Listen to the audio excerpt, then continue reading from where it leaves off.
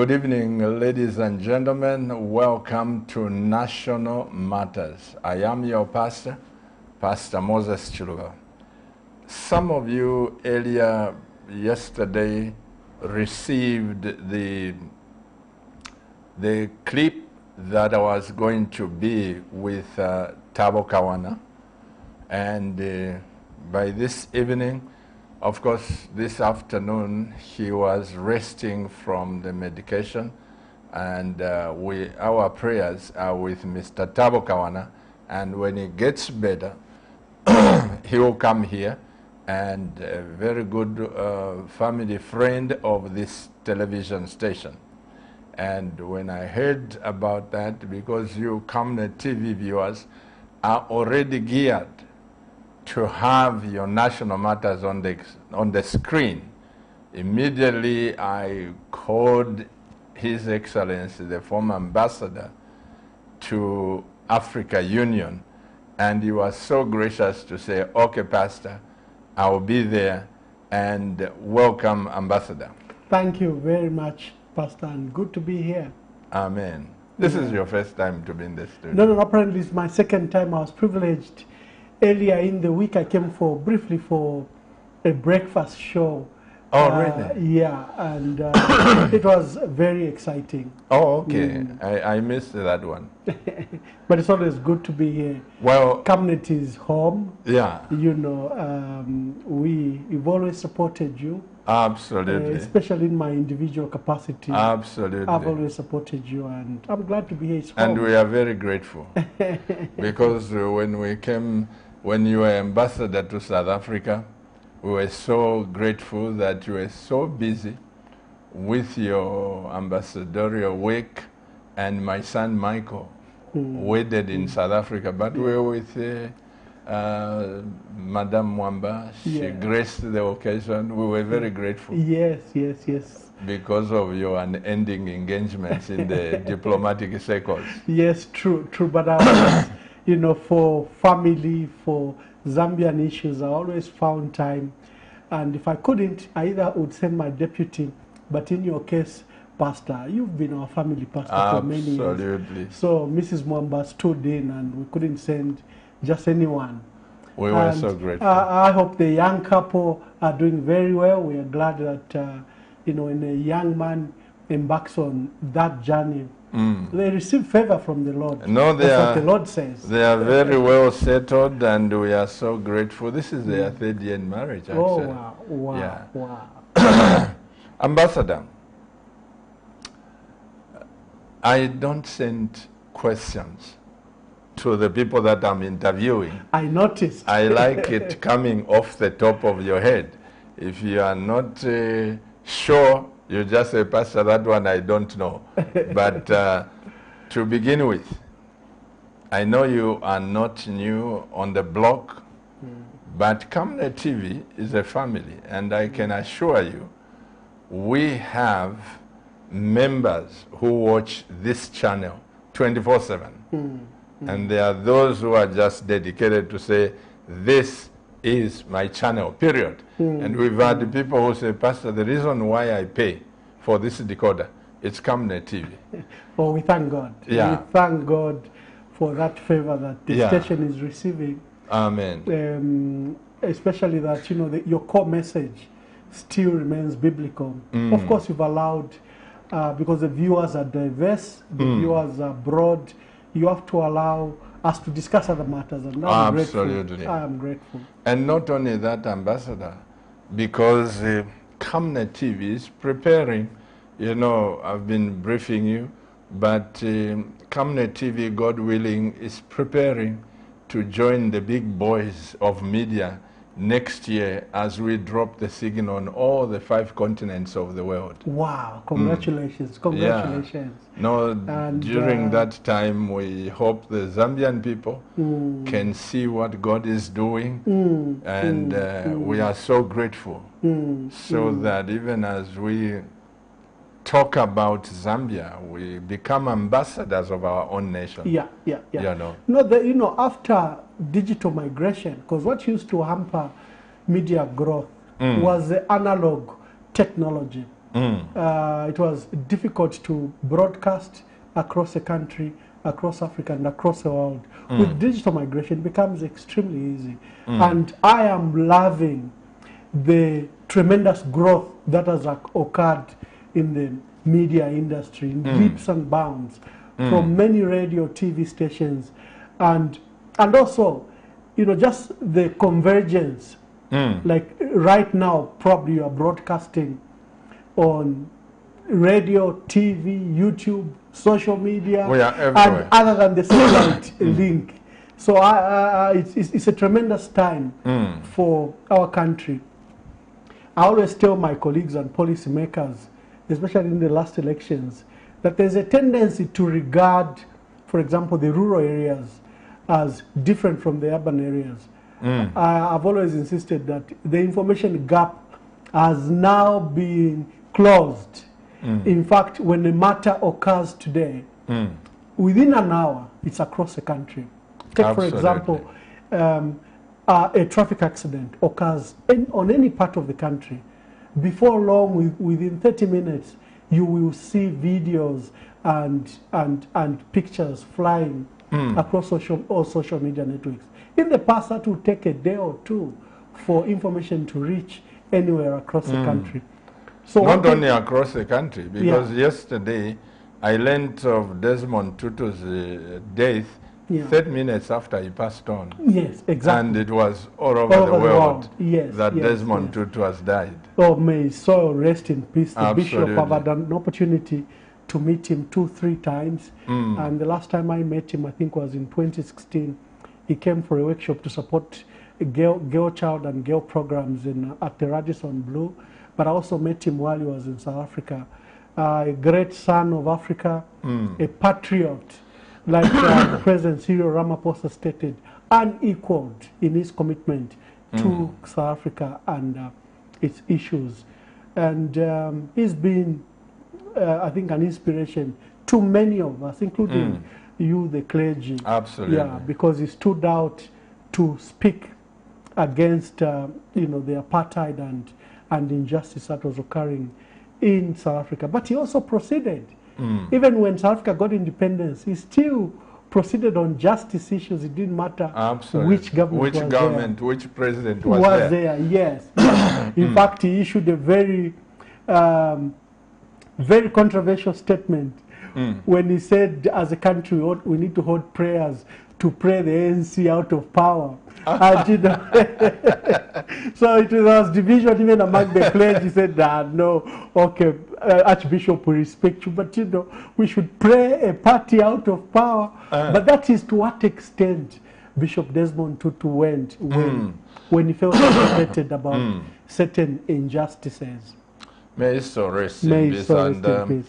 And my wife and I, many years ago, we were preaching in Orlando West in South Africa at Dr. Tebehali's church, the first black mayor of Soweto. Yes. Yeah, Dr. Tebehali. Were preaching in his church. And just as we finished preaching, as we were coming out, we met veteran Walter Sisulu. Yes.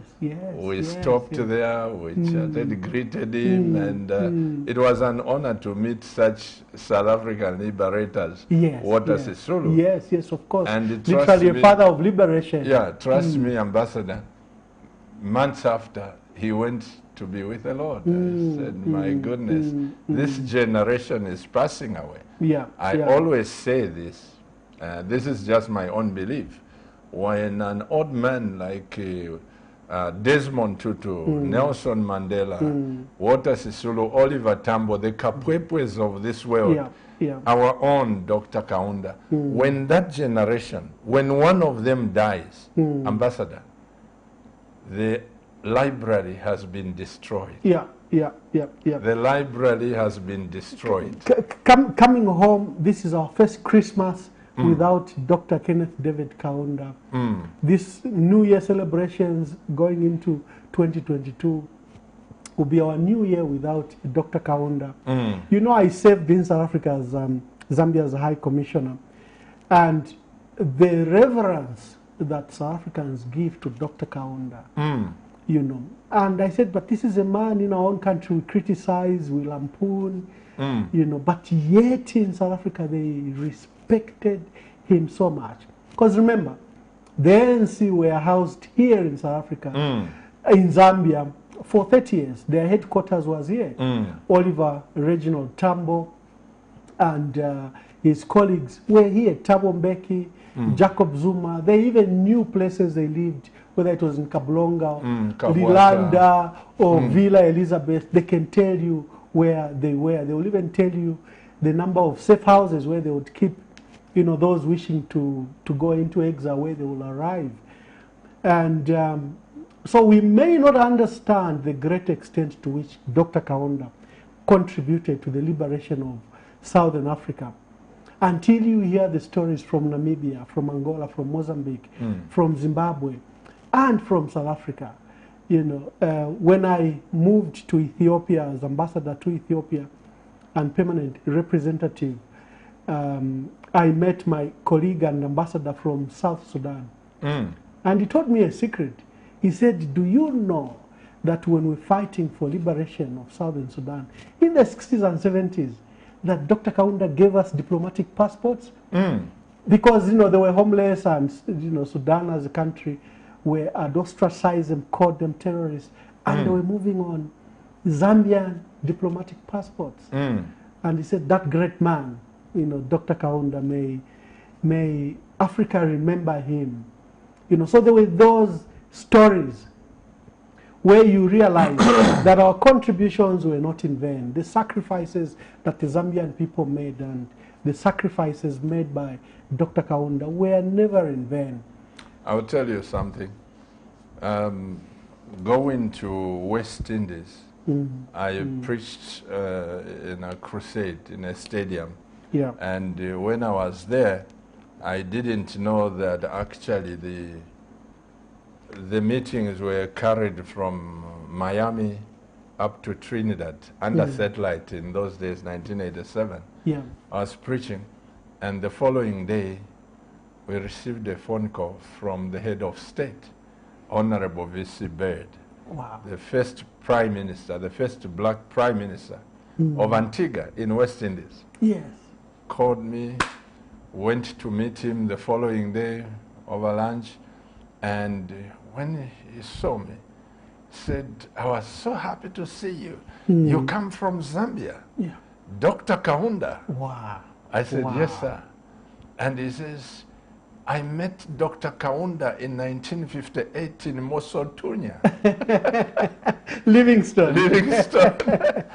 That's the head of state of Antigua. Yeah. Then he says, you know, he's my good friend. When you had independence, we were using the Zambian passports to move the Anki people from South Africa. Yeah. Now you can imagine. I'm telling you, you hear stories from every corner. Yeah. Yeah. And yet we really honored that man. Yes, yes, truly my, you know, my perspective of Dr. Kaunda was truly enhanced. Even me, I didn't know the scale of his influence and his reach across the world. I knew from what I read and, you know, but we have a habit of bringing weaknesses of our leaders than promoting the good and the goodwill that they promoted. We have a habit of destroying their legacy than recognize the good they built. We have a habit of talking down upon their achievement. And over time, that goes to destroy their names and legacy. So until I went to South Africa and Ethiopia, then I recognized the immense value that Dr. Kaunda and other leaders, such as Simon Mwansaka Pwepu, even, you know, Honorable Harry Mwanga and others, contributed to this country. It is for that reason that when I was in Ethiopia, with colleagues in the US, we embarked on a project to have Dr. Kaunda given a Nobel Prize, Peace Prize. We submitted his details, and a profile was made about him and his contribution to the liberation of Southern Africa. and Africa in general. And we catalogued his contributions. And he was shortlisted among the 300 people. Dr. Kaunda was shortlisted for a Nobel Peace Prize. But they can give him posthumously, isn't it? Yeah, well, they can. That was 2020. So he became a Nobel laureate nominee. At least he was nominated and accepted. We would have loved that he lived to get that award, but I think it went to an institution. It didn't go to an individual. But shockingly, Pastor, when we posted the story across Africa, it was received very, very well. But you'll be surprised where the criticism came from. From Zambia. Most of the comments, especially on social media, were extremely negative against Dr. Kaunda. And I said, this is an honor to Dr. Kaunda. This is not an honor to remember his mistakes. This is a time to remember his contributions. And I think I even wrote on my page how grieved I was that the worst criticism about Dr. Kaunda came from Zambia, while he received so much acclaim across Africa when we did the nomination. Your Excellency, Ambassador Mwamba, it's nice to set the stage of us being familiar with one another and our Camnet TV viewers. Let's go back to our tonight's program. People know you as Ambassador Mwamba and all this. In less than 5 minutes, who is Ambassador Mwamba? Where were you born? Which school did you go to? Are you married? How many times have you divorced? And if at all. Yes, yes. Because yes, Camnet TV viewers, as I said, we are a family. Yes. People indeed. know who Ambassador Mwamba is, but we would rather know you from a personal point of view. Well, I'm an ordinary boy from Wansha. My father was a miner. I went to the schools in Wansha at Ron Antelope Secondary School. I came to Lusaka. Primary? Primarily, I was born in Impatamato. I went to Kansumbi Primary School, and I went to Ron Antelope Secondary School. And when I finished grade 12, I came to Lusaka to come to the University of Zambia. But I chose to get a job. And I started my career in banking. I worked for the Zambia National Commercial Bank, period from 1991 to 1996. I went back to school. I loved journalism. I used to win awards when I was in primary and secondary school for writing. The post office then, PTC, used to sponsor writing awards, and I won 1 or 2 of those awards. So I've been a passionate writer and journalist. So I abandoned banking. I went to journalism. I went back to Evelyn Horn and got a diploma in journalism and public relations. It's at that stage when I started trying to set up my own newspaper, and I was in civil society, that I met Dr. Chiluba. And before long, Dr. Chiluba was then a former president. This is 2002.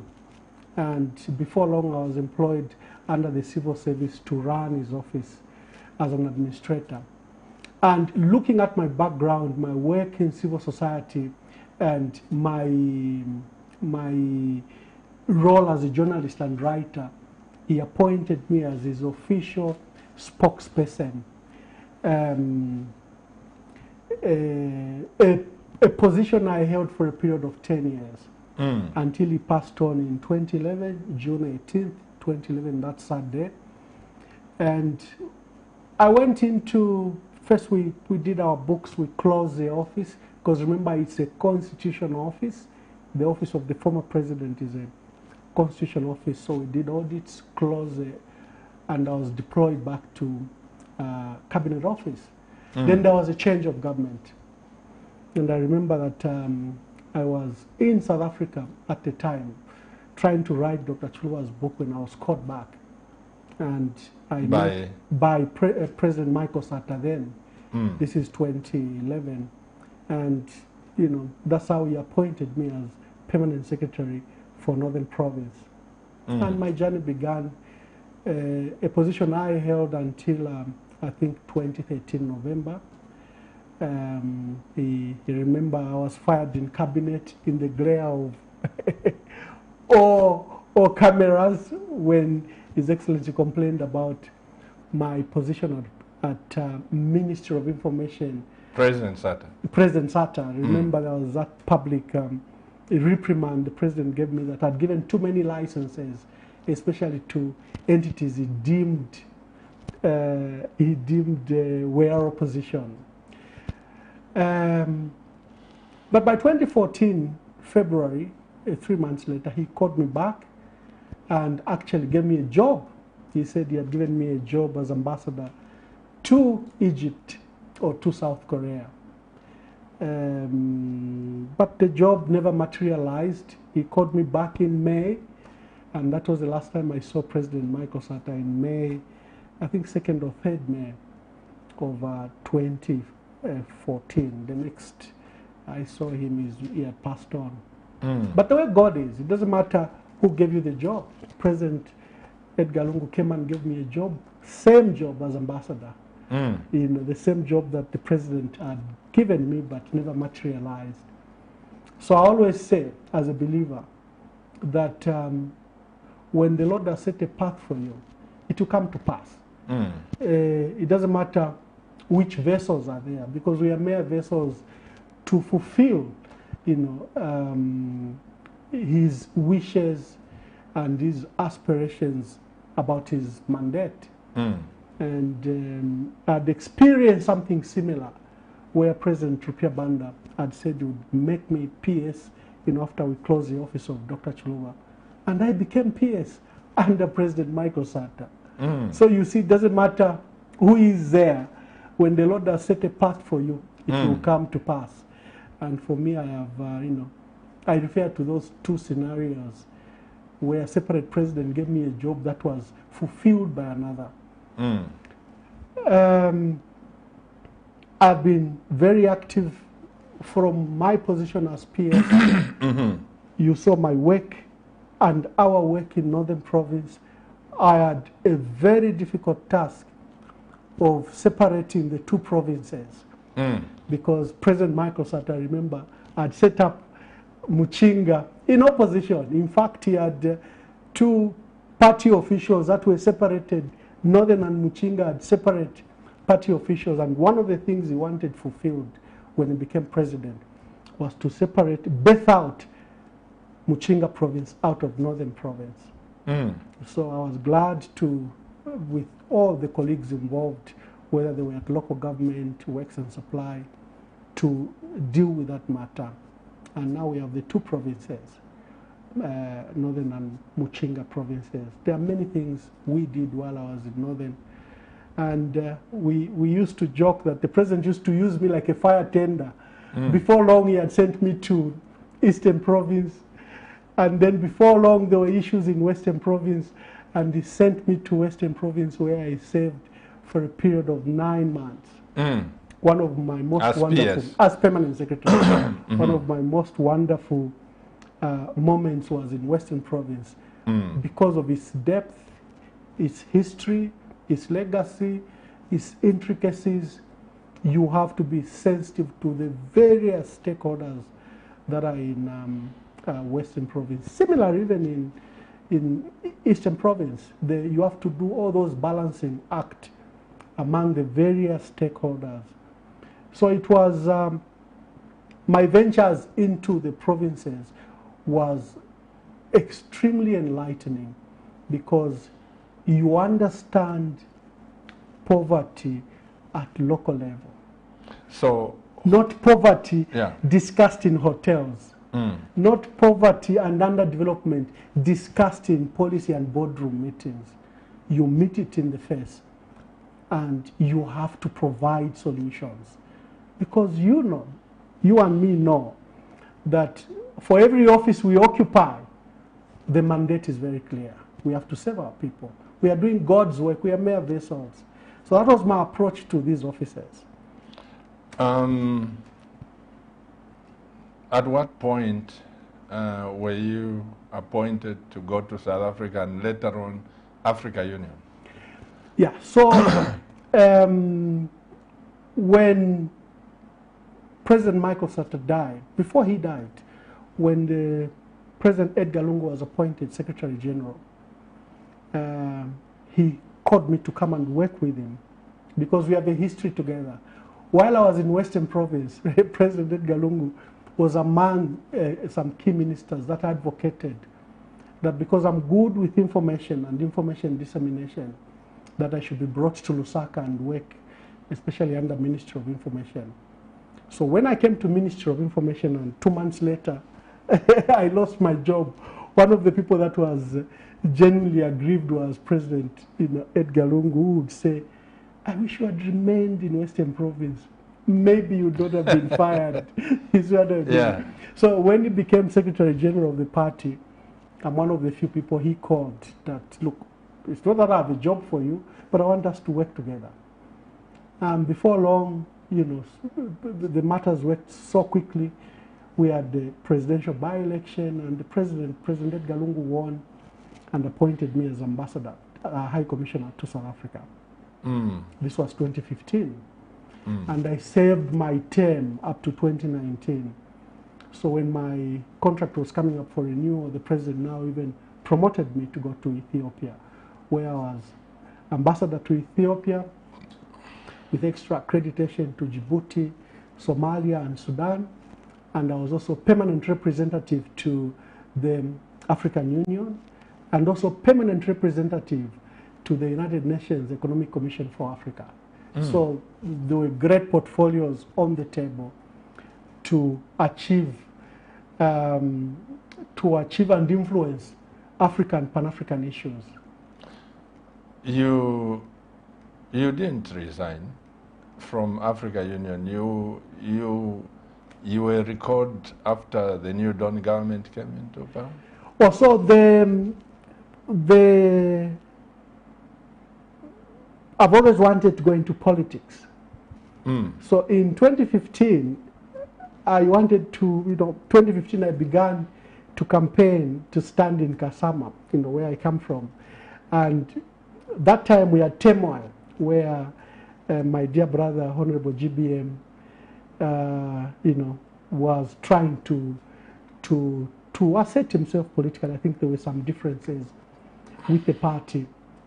So there was a looming by-election. So I went into Kasama. But the President had appointed me as High Commissioner to South Africa. And we settled that I should go to South Africa and leave the Kasama politics. Later, in 2020, going to 2021 general election, again I sought permission from the President that I needed to pursue my politics. In fact, I tendered in a resignation, and my resignation was rejected. In his view, the President said I was doing a good job in Ethiopia, and time for politics would come later. So my heart has been with politics, but I had these duties that I was serving. So I have been away from the country from 2015. I've been away for the last 7 years.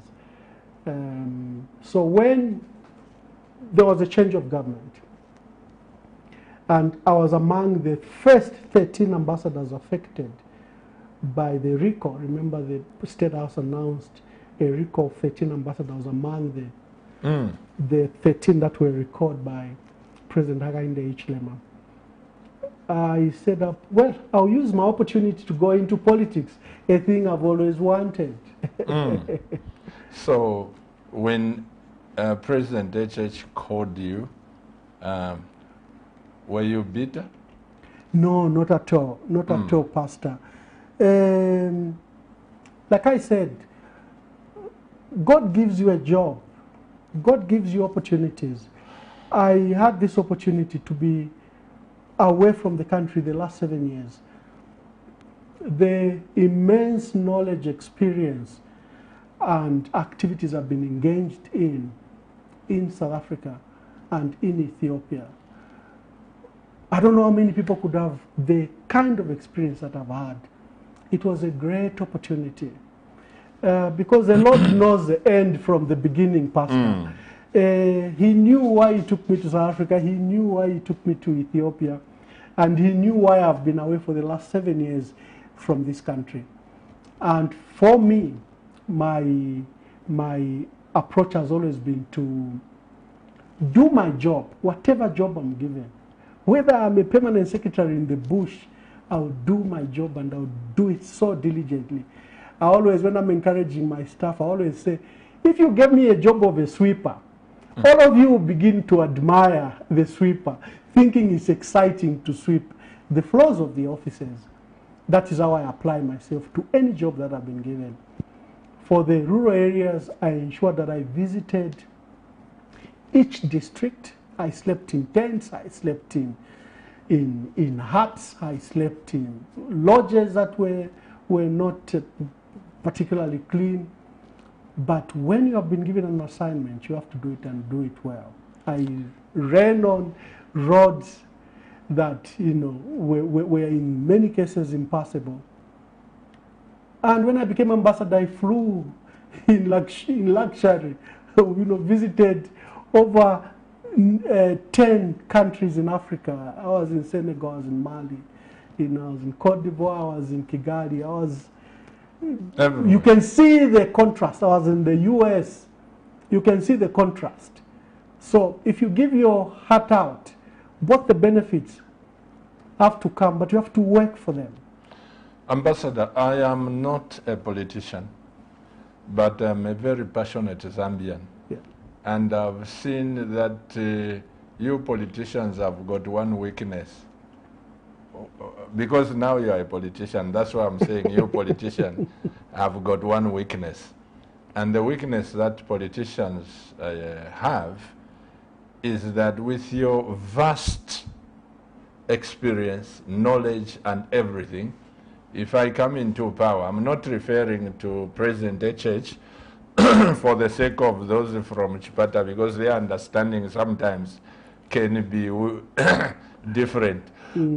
For the sake of my tribal cousins from Chipata, I am not referring to President HH, but I'm simply saying you politicians have a tendency, instead of me looking at the enormous experience you have, the knowledge, the contacts, the everything that you have, I would rather, once I become president, I would rather make you irrelevant, so that I get somebody from Chitimukulu who just knows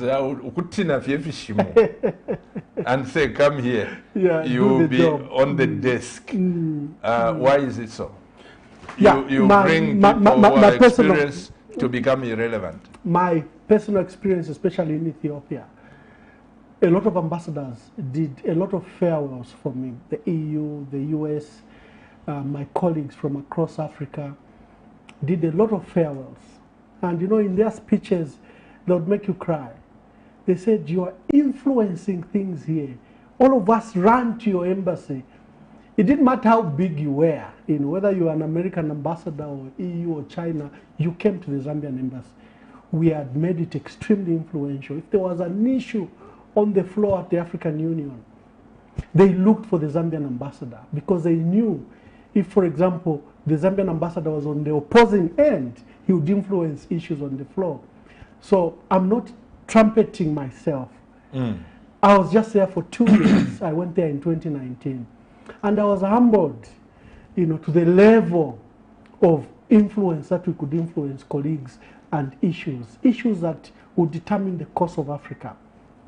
And so they would understand, why have you been recalled? Is your contract over? I told them, no, we have a new government. They said, so? They don't see what you do? They don't rate your performances? Why would they recall an ambassador of immense influence like yourself? So I would say, where is Africa? We have a new president and he wishes to have his own people. And they just regretted that things could be done better. I personally don't regret that I was recalled because I understand the politics here. I understand how we degrade even statecraft. I understand how we erode autonomy and independence of institutions. I understand how we do not professionalize, for example, the civil service. So I personally was anticipating and expecting that I'll be recalled. But I always look for solutions. What can we do better? The US have codified that when a new president from another party wins elections, there are over 3,500 jobs that are designated to be lost. And there are new 3,500 people that come with a new president. That's a way, because then you know, in the US, when a new president wins, in the case, for example, of Joe Biden, you know that your ambassador here will be recalled, because it's codified. There's no debate about it, he will be recalled. And 3,500 other people. We also have the UK system, where when government changed, mostly ambassadors and diplomats remain the same, and permanent secretary are never moved. It's a highly professionalized, autonomous institution. The Foreign Service is extremely professional. We seem to have a hybrid here in Zambia, and it's not even codified. So the hybrid of both the US and the UK system. We have that system. Yes, that's what we have. My contract had not run out, and the contract of many ambassadors and diplomats that have been recalled have not run out. So they were cut, and that's a huge expense to this country, because you have to look for money to repatriate these 100 of diplomats you've recalled. It's a huge cost to the treasury, or because of political decisions. So as a country, we have to agree that when a new president comes, does he flush out all the permanent secretaries? This president has fired almost all permanent secretaries, almost all ambassadors. If a new government came in 2026, what will they do? They'll say, all these appointed are UPND PS permanent secretaries, they are UPND ambassadors. They will do the same. And the cycle continues at the charge and expense of this country. We need to do things better. I recall one able ambassador in this nation, Reverend Edith Mutare. Yeah. She was serving as ambassador to Sweden. Yeah. Of course, when President Edgar Chagwa Lungu came into power, under PF still, Yeah. she was recalled. Yeah. And a few other With people. 10 ambassadors. Yeah, they were recalled. Question, Ambassador. Who is supposed to write the policy that certain people, whether government changes or political leaders change, certain officers, for the sake of continuity, for the sake of knowing the system, certain people should not be fired or be recalled? Who is supposed to write that? Is it members of parliament? Is it secretary to cabinet? Is it, who is supposed to write that? It's a constitution. In fact, The constitution. yeah, the term permanent secretary is intended to mean exactly that. You are supposed to be as permanent as possible. You are not to be, you can't be a permanent secretary who's temporal. You know, so we as a country and as a people must agree in our constitution what must be retained. We need to provide sanity to the confusion that occurs in politics, the abuse that occurs in politics, the misuse of power that occurs in politics. We need to ensure that we codify things properly in the constitution so that the respect is from the constitution. In fact, many of these institutions are creatures of the constitution. The Chief Justice, the Speaker, you know, the Civil Service Secretary to Cabinet, Secretary to Treasury. It even provides for a ratification by Parliament, for example, for Secretary to Cabinet and Secretary to Treasury. Inspector General of Police and others are institutions created by the Constitution. So you can't just wake up and say, IG fired, this one fired, that one. We can, as we've seen several times, where one new president makes sweeping changes and fires nearly everyone. And I personally think that we lose a lot of institutional memory.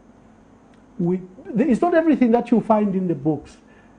The experiences are so wealthy that you can't even put them in a book. Absolutely. And so when you flash out people in the manner that we have done, then you see the mistakes, the basic mistakes being done. You see things that shouldn't be done. You see letters that should never be written by certain institutions being written. You see the overlap of power play between ministers and their permanent secretaries. And you can excuse them. The head of state is from the private sector. He's never worked in government. And government is a bureaucracy. It's a forest. You know, it took me many years. I've been there for 20 years. It took me many years to understand it. It's like it's a school on its own. Yeah. Remember in the past when you were employed in the civil service, you needed to spend up to 6 months at the government school at NIPA, because the civil service is not just that simple. The number of circulars, the number of practices, the number of regulations, you can't understand government because you're educated. No, it doesn't work like that. So we shouldn't lose institutional memory. We shouldn't fire people accusing them of that they are PF permanent secretaries. There's no such things. I've met professional permanent secretaries that repeatedly said no to certain things. And they said, look, the financial regulations say it is me who will be arrested. I can't do you, minister, a favor. I can't. It will be me. We don't know where you will be. There are many professional civil servants, professional permanent secretaries, directors. Because they were appointed by President Edgar Lungu doesn't make them unprofessional. It doesn't make them partisan. Yes, we agree. Things could have gone wrong. There's always bad eggs, some bad eggs. But you can't use one brush and say, all ambassadors are PF, all permanent secretaries are PF, all directors are PF. You cannot do that. Well, you know, my heart bleeds, Ambassador. You know that I'm not a junior minister in this nation. I've been a pastor since 1982. And I've served under Dr. Kaunda on a personal level. All these presidents by the grace of God. And I've said no where no was supposed to be. And I've said yes where yes was supposed to be. In other words, I can't just agree to you, Ambassador, because you want me to do this. This is where some people would say, Pastor Chiluba is controversial. I thank God those people who go to school, they learned the term controversial, but only if it was defined what it means. I am saying this, Ambassador. One of my church members, a very qualified person in this nation, is going to be with the Lord. You remember Mwansa Mutanuka? Yes, yes. Was president of tennis something, and he was president of the tennis association. Yes, national meeting, Chilanga, and the last job he held was the MD for national meeting. We were staying in Chilenge that time. And because he was my church member, he comes with his late wife, Mrs. Mutanuka, may their souls rest in peace. He comes and he says, Pastor, I just came to tell you the good news. I said, what's the good news? He says, President Chiluba has appointed me as permanent secretary for agriculture. I said, praise the Lord. We celebrated with my wife. Then he says, don't celebrate too much, Pastor, because I've turned it down. You're one of the rare sons I of said, Zambia. why did you turn it down? And here's what he said, Ambassador. He said, Pastor, politicians can embarrass you. One, I'm a professional man. One, I'm a qualified man. The the qualifications I have as an economist, I can't cheapen myself. Yeah. Only to be fired because sugar was not delivered in time.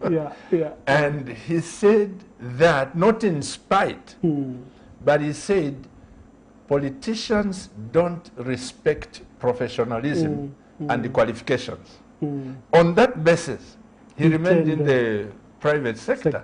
And you know, that has not left me.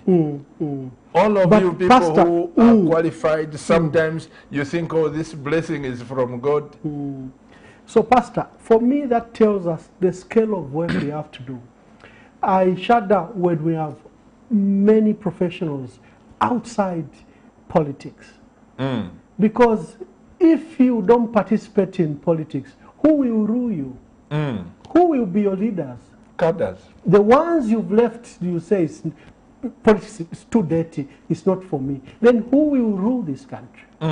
So we should have as many professionals as possible in the politics to professionalize the politics. Your position, Ambassador, is my position. Yeah. I'll tell you what, not looking down on these appointments that have come, some of them are going into government for the first time. They don't even know which office is where. Okay? For the first time. But they've got top jobs. Now, for them to learn the job, it will take them probably 10 years to catch the system, how it works.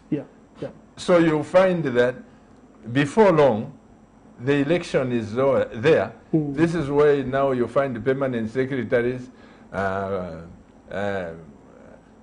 commanders of different forces campaigning for the government of the day, because they know, if I lose this, if this man goes, my job is online. And this is the problem that we have in Africa. No, so we need to promote institutions, promote the autonomy of these institutions. The civil service needs to be professionalized. That's why there's been great disappointment, which I have even stated, that His Excellency the President Hakainde Hichilema, promised to professionalize the civil service. And he has gone against his own word. And Pastor, why do I say this? Because he appointed a political leader, NDC president, as a permanent secretary in the Ministry of Home Affairs. He appointed his own deputy secretary general as permanent secretary at cabinet office. The civil service requires that it remains professional. For the politicians, all over the world, maybe they can be sent as ambassadors or deputy ambassadors. But for the civil service permanent secretary level, you just need to leave it for professionals.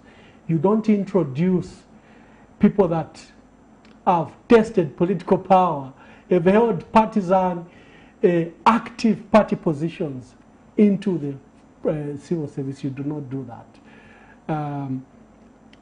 My politicians, my pastor, they come with intimidation. Imagine a guy that sits with the president every day as a politician, now is your boss. That aura of professionalism is taken away because it is just, there are certain things you don't do. And the president was very clear when he was in opposition that he will professionalize the civil service. So there have been these appointments, especially to the civil service, that have raised concerns that he has departed from his own promise. To heal this country, we have to do correct things. It is not enough that because the Patriotic Front did it, so why are you criticizing it? Because the Patriotic Front did this ill, did this thing wrong, so who are you to criticize it? No. What is wrong remains wrong. Whether it has been done by the Patriotic Front or it has been done by the UPND, a New Dawn government. We need to endeavor to do correct things for this country. To be lawful. You cannot say, we professionalize police, for example, and you give speeches to that extent, and the police behave exactly what Zambians condemned. and you say, no, no, no, no. The way they've treated Honorable Davis Chama, where they bundle him in a vehicle up to Sesheke and detain him for a period of 11 days, it's okay, because that's what the PF was doing.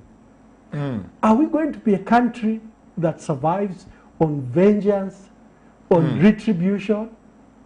If the president says, I do not want anyone to be in police custody for more than 24 to 48 hours, they should appear before court, and they should get bond, police bond, if they are eligible. If a decision can be made at the police station, they should obtain bail from court. And then you have someone detained for 11 days without appearing in court and in police custody. That is walking back on what Zambians decided when they went to elections on 12th August. They were angry with the Patriotic Front for many things. So the hooliganism, the cadreism, they wanted, the police to be professional. They didn't want cadres to be above the police. Of course, there was other factors, such as the state of the economy, because the economy has been a challenge the last 7 years, and you need to accept the factors. So there were many issues that our people went for elections for on August 12th. Some wanted employment, especially young people. Some wanted education opportunities, especially the young people. Some wanted the conduct of our civic and political affairs changed. They didn't want cadres ruling in markets, in bus stops. Some wanted, complaints against corruption to end. So the voters were diverse in their needs. Some listened to the president, the current president's promises. Some wanted changes, both in the way we're doing infrastructure and the issues of rural development. Our voters said something. They expressed themselves on August 12th. We can't run away or begin to repeat that Zambians changed on August 12th. We can't pretend August 12th didn't occur. It occurred and it changed the trajectory of this country. Well, Ambassador, this is quite deep, especially for people like me, because my wife and I are Zambians. Yeah. And I know a Zambia that I want to live in. Yeah. Not a Zambian where you divide the nation on political or tribal lines or affiliations, because trust me, if there are viewers out there listening to our conversation, they will say, Ambassador MWAMBA, you are crying over spilled milk. Those on the PF, they are saying you are making sense. But I want to live in a Zambian where, whether PF or UPND, you develop, like my wife and I always teach our children, that the mind is like a parachute. Yeah. It works better when it's open. True. When you keep your parachute closed, you crash and you die. Open-minded Zambians, like we are discussing right here, we need to do something. I'll tell you what. You remember the former PS, Bruce Munyama? Yes, yes, yes. The lawyer. The famous Bruce Munyama, yeah. I was playing golf with him at Lusaka Golf Club in hole number 4. Just before we crossed the stream, he told me something that blessed my heart. He said, you know, Pastor, now the civil service is full of cadres. Yeah. That was before he died. I said, why do you say so? Why do you say so? He says, a long time ago, Pastor, you never joined the civil service without going for training. Yeah. Yeah. You had to be trained for it. You had to know how to write a letter to the president, to this one, to who to give a copy to, and what. When he started explaining, then he says, do you realize Pastor was the first permanent secretary in the Ministry of Foreign Affairs after independence? And the things he explained, today when I sit, I'm seeing appointments that come. Sometimes you say, where is our nation going to? Yeah. Not only in President HH's government, but even in President Chagwa's Lungu's government, even in President Sata Chiluba, all these sometimes, I can tell you, it's not only President HH. From this side, the system has been rotten, and there has to be people to correct this mess and say, for certain jobs, you didn't certain people. Before you come in, Ambassador, I had my brother here. I always tell this story. He was mobilized from the University of Zambia in the 70s as a member of the Red Brick. While he was at University of Zambia, he was a member of the special branch. He was being paid. But he rose to ranks in this nation that when he came as DC commissioner, you remember MWAMBA Makasa? Yes, yes. That man was trained in Israel, trained in Scotland Yard. The wealth of information to us relatives. We have lost that man. When he sits like this, he was quiet, and he would be jovial. But when he starts telling you, you see, oh, my goodness, how much can it take to train such a person? But you find when the government changes or presidents, fired, this one fired, before you even extract the information from such people. And they are treated like they are enemies.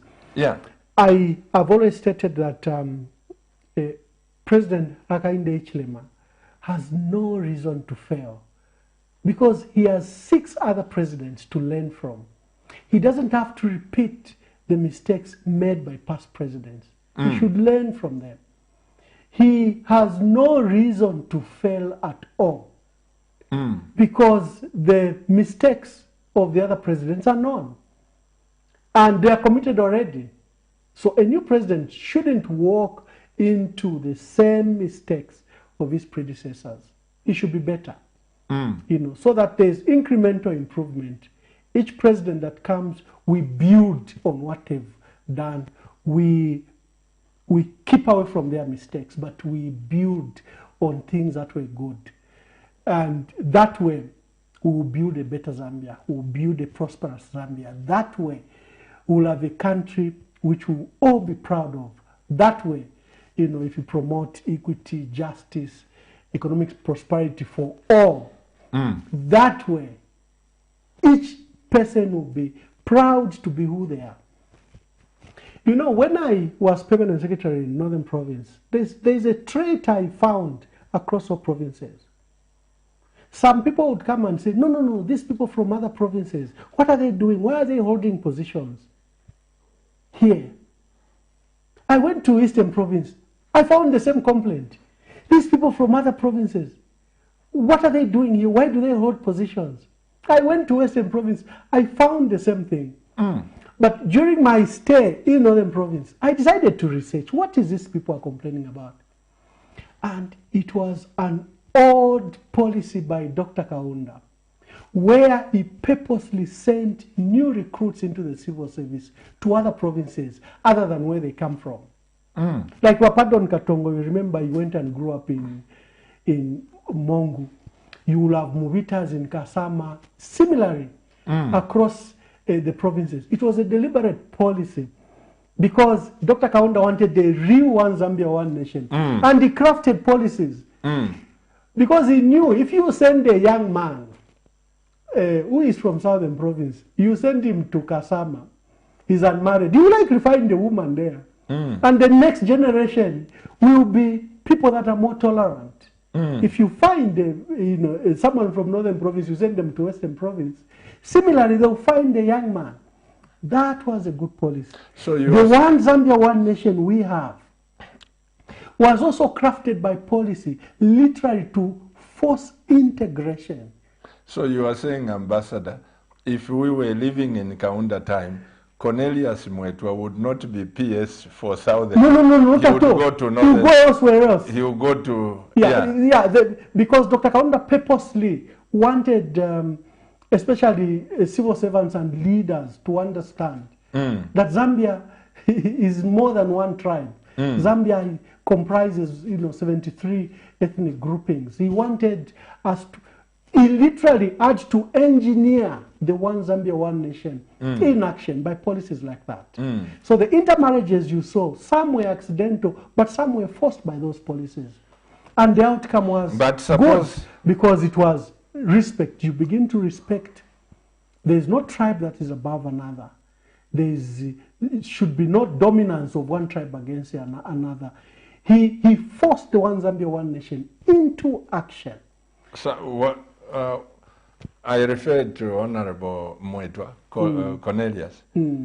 Suppose maybe the president says, because he's from Southern Province, he knows all the problems, he knows all the area. So instead of bringing a Chilufya from Northern Province, take him to Southern. By the time he's settling down to know where Mapatizia and Dundumwezi are, it's in the next elections. One of my best times was in Western Province. When I was changed to come to Ministry of Information, there were even challenges because they were literally calls to the president for him to rescind that decision. I had the most wonderful period of my time in my professional career in Western Province. I have not studied the particular case of Cornelius Mwetwa, but my point is that to build the One Zambia, One Nation, it has to be done with intent and with practice. You cannot provide lip service to a One Zambia, One Nation. We have seen regional politics emerge where parties are strong from areas where they come from. We have seen the emergence of regional and tribal politics, especially in the 2016 and 2021 elections. Zambians don't want tribal things. They don't want tribal politics. The way we live in our homes, Pastor, I don't know who your daughter or son is married to. You cannot assume that by surname alone you'd know who people are married to. We are so, with intermarriages, we are so united as a people. So we have an adverse issue where politics are dividing our people. And for me, I have said politics of division should not be in my traits, should not be in my practice. We should, I think, build on where Dr. Kaunda left us. A One Zambia, One Nation. And we should not pay lip service to the One Zambia, One Nation, where we say One Zambia, One Nation, and practice tribal or regional politics. Question, Ambassador. If President HH asked you to save, or just as you are, I know you are PF, I know, are you PF? Yes, I am. Okay. I've been associated with the Patriotic Front since 2002. Yes. Would you have it in your heart, when you see certain things going wrong, you make a call, President HH, can I see you? I think based on the experience that I've had, this will take the country backwards. Do you have such thoughts in your mind, or his mistakes would be your joy? I've always, I think, been national in nature. I have, but I recognize the practice of our politics. Imagine if there is a terrible mistake the president has made, and I don't want to embarrass him by writing it on my Facebook page, and I wish to see him. How will my call be taken? Why does he want to see the president? And if my colleagues in Patriotic Front heard that MWAMBA was trying to see the president, what will be their reaction? So our practice of politics is still at base level, full of suspicions, lack of engagement, lack of productive engagement, lack of productive and constructive criticism. It's all assumed from the worst case scenario. My dear brother John Sangwa was on radio the other day and lamenting that, for example, letters are not being responded to. Citizens, in some cases, senior citizens, write to State House, and the letter is not responded to. I understand the kind of politics we are practicing. We need to rise above that. We need to engage on national matters without compromise. Don't see a PF jacket if I raise a matter. Do not bring the baggage of the PF to me when I'm raising a national matter. Look at the matter and issue I'm raising. Similarly, you had many presidents used to condemn President Hakainde Hichilema that was not attending national functions because there should be a separation between partisan affair and national functions. For example, Independence or African Freedom Day, these are national events. They should bring all of us together on one table. But we have debased our politics. They're driven by vengeance and malice. You want the worst case scenario for your opponent. I have condemned recent arrests because they don't seem to be driven by the crime that was committed or by evidence. They seem to be driven by a quest to crush the Patriotic Front and its leaders. That is wrong. You need a strong, vibrant opposition to keep you in check. The Patriotic Front is part of the democratic process of this country. It should not be a quest to destroy it or its leaders, where you begin to manufacture lies against them, to arrest them and trying to break them and their will. We are taking away from what our people want. Our people want, just a minute, Pastor. Yes. Our people want really for us to be a prosperous, democratic country. And to be a democratic country requires that we also accept the opposition and strengthen the opposition. We also accept that there's a ruling party that has a mandate for 5 years. That way our engagement will be mature, our engagement will be patriotic and national, to the goodwill to the goodness and goodwill of our people. I want to say this, Ambassador, when you are talking, that is in civilized countries where you need a strong opposition. But in Africa, even the majority of the people, especially the powers, I mean the leaders that are in party, trust me, in power, if it were possible, they would rather have a one-party state where there is no opposition. Because in Africa, if you criticize a sitting government, you are in danger. You'll be investigated, you'll be visited, there is a term called cartel. But to come to your own ambassador, there are certain things that President Lungu was told, even by the people. Your Excellency this, Your Excellency this. Sometimes he agreed. And, I sat down with President Edgar Lungu, and during my sitting down with him, a very nice person, very nice person, even what he agreed to, that would do this in terms of agriculture, he was very accommodating. But the problem I have, always, I've said this without hiding, you may be good, Ambassador MWAMBA.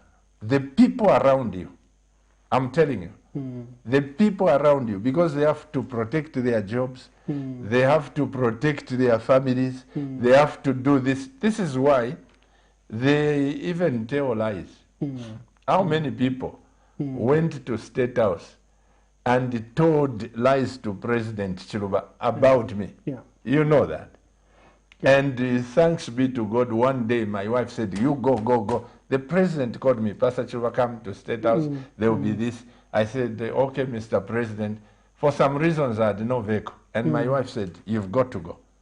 Don't think when the president calls you are the most important person. Story short, I booked a cab and it broke down behind State House. By the time I'm jumping on another one, I found the president seated. And the meeting was on. Those people said, no, the principal is already seated. You can't go in past Achilova. You know those protocols. Yeah, yeah. I said, please take this note to the president. It will be disrespect for me not to show myself. When he read the note, he said, tell the president, the pastor coming. The moment I walked in, Ambassador, I found somebody telling the gathering lies about me. And I sat next to Bishop Mambo. Bishop Mambo is listening to this. He was our chairman. And Arthur Yoyo, Bishop Mambo, myself. It was so embarrassing. And the president goes, so who said those things? And the man could not hide. He says, Pastor Chiruba. I prayed for rapture, it never came. That reminds me. I prayed for the coming of the Lord. Many people that served under President Michael Sata will tell you that if you took a personal report about another colleague, whether a fellow PS or a fellow minister, the president would say, just a minute. And you would call the particular person you went to report on.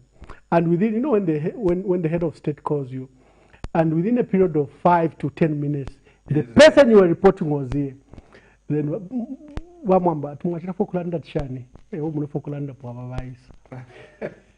sometimes that is to cure the lies and malice. You feel like you are in the free. Oh yeah, because they know access to the president is so limited. So the few that have access to the president might abuse their position before the president and try to destroy their political or personal enemies.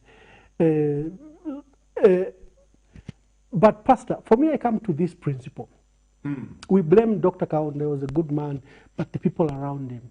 We blame Dr. Chiluba, that he was a good man, but the people around him. We do the same to President Levi Mwanawasa, to President Rupia Banda, you know, to Michael Sata, to Edgar Lungu. Even this president I've seen in social media, where people are blaming the people around the president, that they are destroying him, they are misleading him. I've always said the president or any leader is as good as the people around him. And those people around him are appointed in many cases by himself. So a president is as good as his aides. If you appoint bad aides, bad assistants, or bad advisors, you will be a bad president. So the buck stops at the president, no one else. You can't blame someone. Those that are around him, who has appointed them other than himself? It's a reflection of his own judgment. So we have a habit of blaming advisors and assistants and ministers. For me, the buck stops at the president. Remember, the biggest crisis we have in this country and across Africa is leadership. And leadership starts with the president. Yeah. What you are saying, Ambassador, let me share with you the story only my wife knows. Yeah. And somebody watching, I won't mention the name. Yeah. You know, President Satandai came a long way. Yeah. He was a family to me. The children used to come to church. And in 1991, he called me and he said, one day I'll be president. It's me. Wow. 1991. Wow. And even after the second term of president. So in short, President Chiluba would come, Sata would come to our house, what. I don't want to say a lot of things. So when he went into State House, I've said this, he asked me to save as a minister nominated. Yeah. And I asked my friends, they said, Pastor, this Home Affairs, and as a preacher, you would suit well. I went there, and it was okay. But before he could announce, my wife and I went to say thank you for that. Because my children said, Daddy, if you are fired, you have been standing on God. Yeah. You were not on Kaunda's side, on Chiluba's side. What has changed? On that basis, I said no. Yeah. Trust me, most of these members of parliament who served in President Sata's government, they are listening to me. Most of them were getting their letters of appointments. I was with President Sat in State House. They would come, get the letter, go out, get... But something happened, and this is what I want to say about presidents. One man comes in, and the President Sata says, "Do you know this man?" The man says, "Yes, sir, he's Pastor Chilwa." He says, "Oh, okay, you know him. Sit down." He says, "What can I do for you? Have you brought the letter?" He says, "Yes, Mr. President, but this is between you and me." And President Sata says, "Between who and who?" You know, he was. Then he says, "I asked you a question. Do you know this pastor?" You said yes. Okay, since you want it between me and me, you go. I'll call you when we'll be there. And the man sensed that he may not meet President Sata again. I've never shared this story. The man says, "No, sir, I've brought the letter." And he produces the letter to the president. The president says, "Let me see the letter." He looks at the letter and he says, "Who gave you this letter?" He says, "No, Mr. President, I got it from the system." He was working for the government. He goes and gets the letter when he was fired. And the reasons. The president looks at this. He says, "You are a criminal, you know that." This is supposed to be on file. This is original. This is original. How did you manage to get this letter from the file? He picks up the phone and he says, "Bring me this file." And he puts down and he says, "Look, I wanted to appoint your wife into this office. I'm shredding this paper." And he goes, "Gwah!" I'm looking at the president, and the man starts shaking. And he says, "Listen, I've worked in government for a long time. No, it was well experienced. I cannot allow a person like you to work under me, whether it's for good, because I'm going to employ a criminal." That shook me. The man says, "Leave the letter here." And he left the letter. He says, "Get out of my office." Cause cabinet to come and get the letter. I'm telling you, there are certain things that I saw President Sata when we were sitting like this. He would act decisively. So when you say sometimes the people around... about the fascination, you know, with the political history of this country, and, you know, about the rare privilege of serving some of the presidents. And it is very insightful when you see how we conduct our politics, how state power is exercised, how you can use that power to build or to destroy, because the powers to make peace or make war is under the hand of the president. You have the instruments of power. It's under the hand of the president. He can choose the direction of this country, to peace or to war.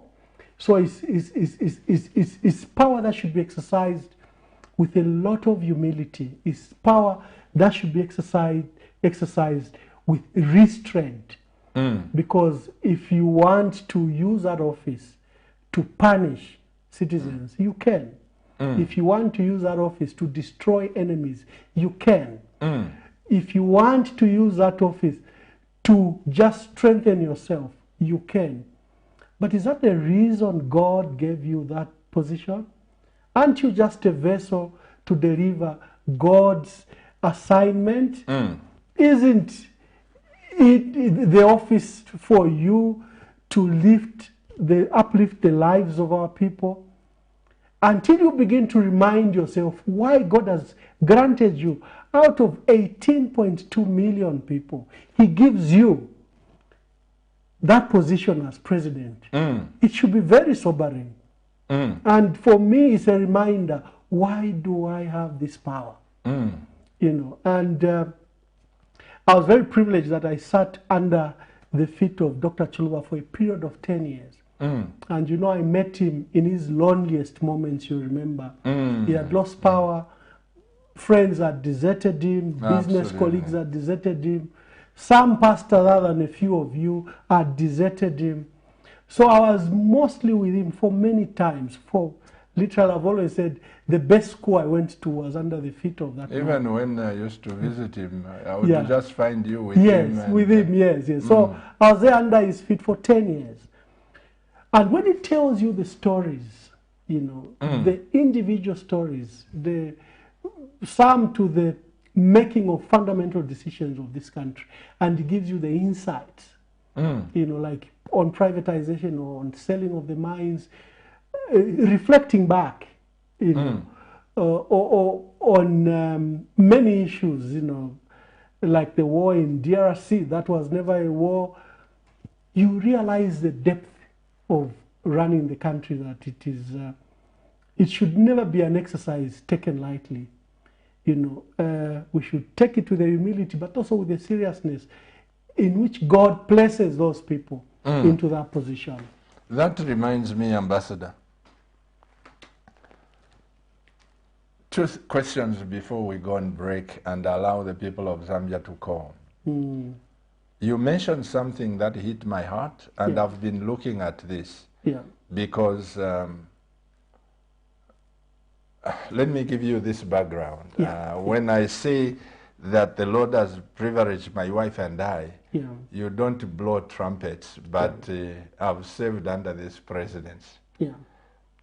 The thing that made me to almost go in tears in his presence was Dr. Kaunda when he called me. He called me at State House and he said, Pastor Chuba, come. It was in the evening. When I went there, he was so low that I noticed this is not the super cane. Story short, I insisted on him, Mr. President, why are you? I'm your son. Think of me, what? And then he opens up. He says, Pastor Chiluba, I went to the stadium to watch soccer. Zambia was playing some team. He says, when Chiluba entered, the whole stadium stood up. When I entered, they started pelting at me. They booed him, yes, I remember that day. And it was that day. Huh? It was that day. Oh, I'm saying it was that day. That same day. Wow. Now in the night. Yes. He calls me because he wanted prayer and he was feeling low. Then he says, the people are forgetting I'm still commander-in-chief. When he said that, I said, Your Excellency, I am your son. And remember your daughter, because we used to go to State House with my wife. Ine nomukashi wandi twenda ngenswa shabula amapipiko so so after I calmed him down, we prayed together. From that day to the time President Chiluba was being introduced, I was in State House. And when he moved out of State, you can imagine, you remember the picture that President went to address the nation at ZNBC, Dr. Kaunda. When he came out, there were no vehicles. You remember that? Only one vehicle, the flag and everything had turned to President Chiluba. From that time, Ambassador, I was moving with a broken heart. The first birthday celebration of Dr. Kaunda. Dr. Waza, Panji Kaunda, they are listening to my testimony. There was no prominent person visiting Dr. Kaunda. You know who were there? My wife and I. My wife sang a song, I preached, we prayed together.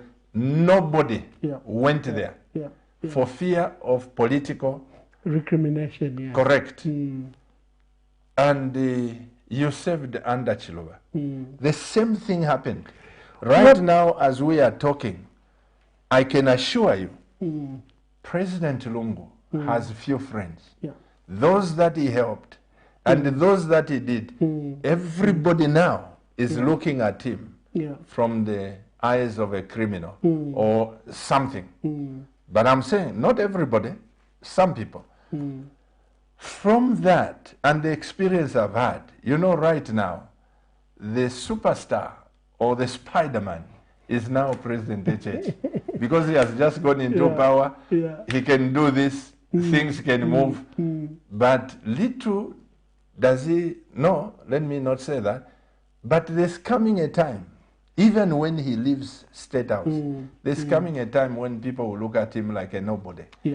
From Dr. Kaunda to President now Lungu, the question I have for you, Ambassador, you touched on it, is why do we destroy the legacy of leaders? And why do we say Dr. Kaunda stole 7 million, investigate him, the money goes to the grave, the coffin is bought by the Zambia. Why do we look at every president as a criminal? Every president, we just want to destroy and to show that we are better than the previous. It's an unfortunate legacy. In fact, across Africa, it's a matter we're very, very concerned with. You know, that's why this election brought excitement across Africa and across the world, where a ruling party, an incumbent, loses power and hands over power to a winner who's from the opposition, and does so in a peaceful manner, without resistance. And, you know, a transition is run and a new president emerges. That's a very rare story in Africa. Absolutely. And that's why we have to celebrate what we've done. And that's we've what done it. President Rupia Banda also did. Yeah, we've done it 3 times. You know, Dr. Chiluba beating President Kaunda, who was an incumbent, and Dr. Kaunda peacefully handing over power. Even before his term was over. Yeah, exactly. And President Rupia Banda losing power and giving it to Michael Satawo's opposition leader. And President Edgar Lungu losing power as an incumbent and current president and giving power to Hakainde Hichilema, President Hakainde Hichilema. That's a rare story in Africa. And when we begin to destroy what Africa is celebrating, where we go after our former president, you know, we manufacture lies against him. We said Dr. Kaunda stole $7 billion. It came to nothing. We brought in Scotland Yard, FBI, nothing. We did the same to Dr. Chiluba. We brought in Scotland Yard, we brought in Serious Frauds Office of London. Yeah, MWAMBA. We brought in institutions from South Africa and from FBI from the US. It came to nothing. We lifted their immunity. We did the same to President Rupia Banda. Should we repeat this on President Edgar Lungu? Why can't we learn from our history? That in the excitement of elections, after elections, in the excitement of this anger, we quickly go for the predecessor, destroy their party and destroy them. Is this the Zambia we want? My core pastor is to the leaders. When we win and lose elections, there should be a time of calming down. Because remember, elections are extremely divisive.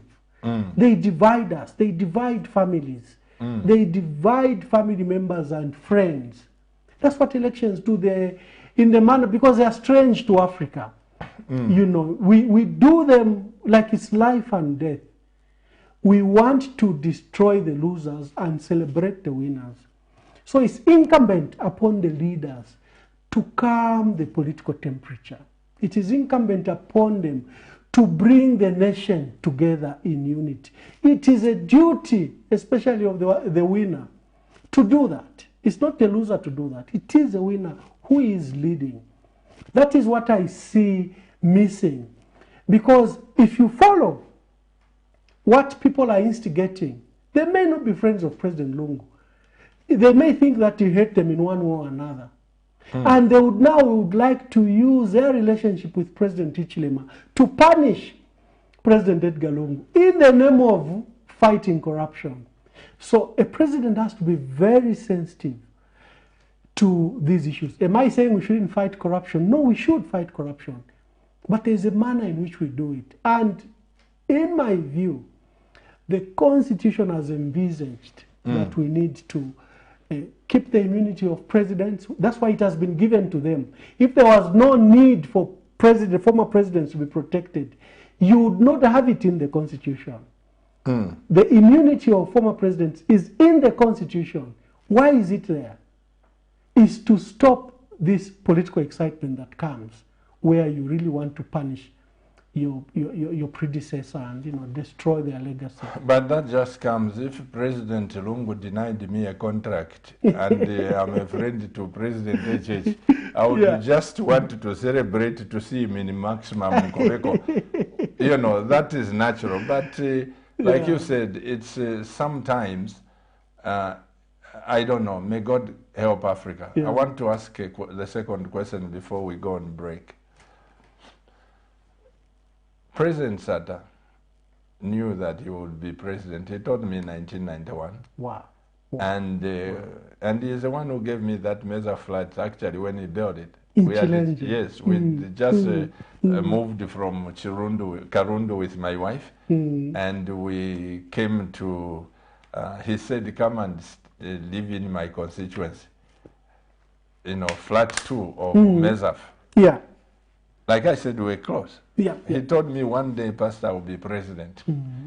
After President Chiluba served for the first term, the second term, he called me and said, Pastor, come and pray for the provincial leaders. I'm preparing for presidency.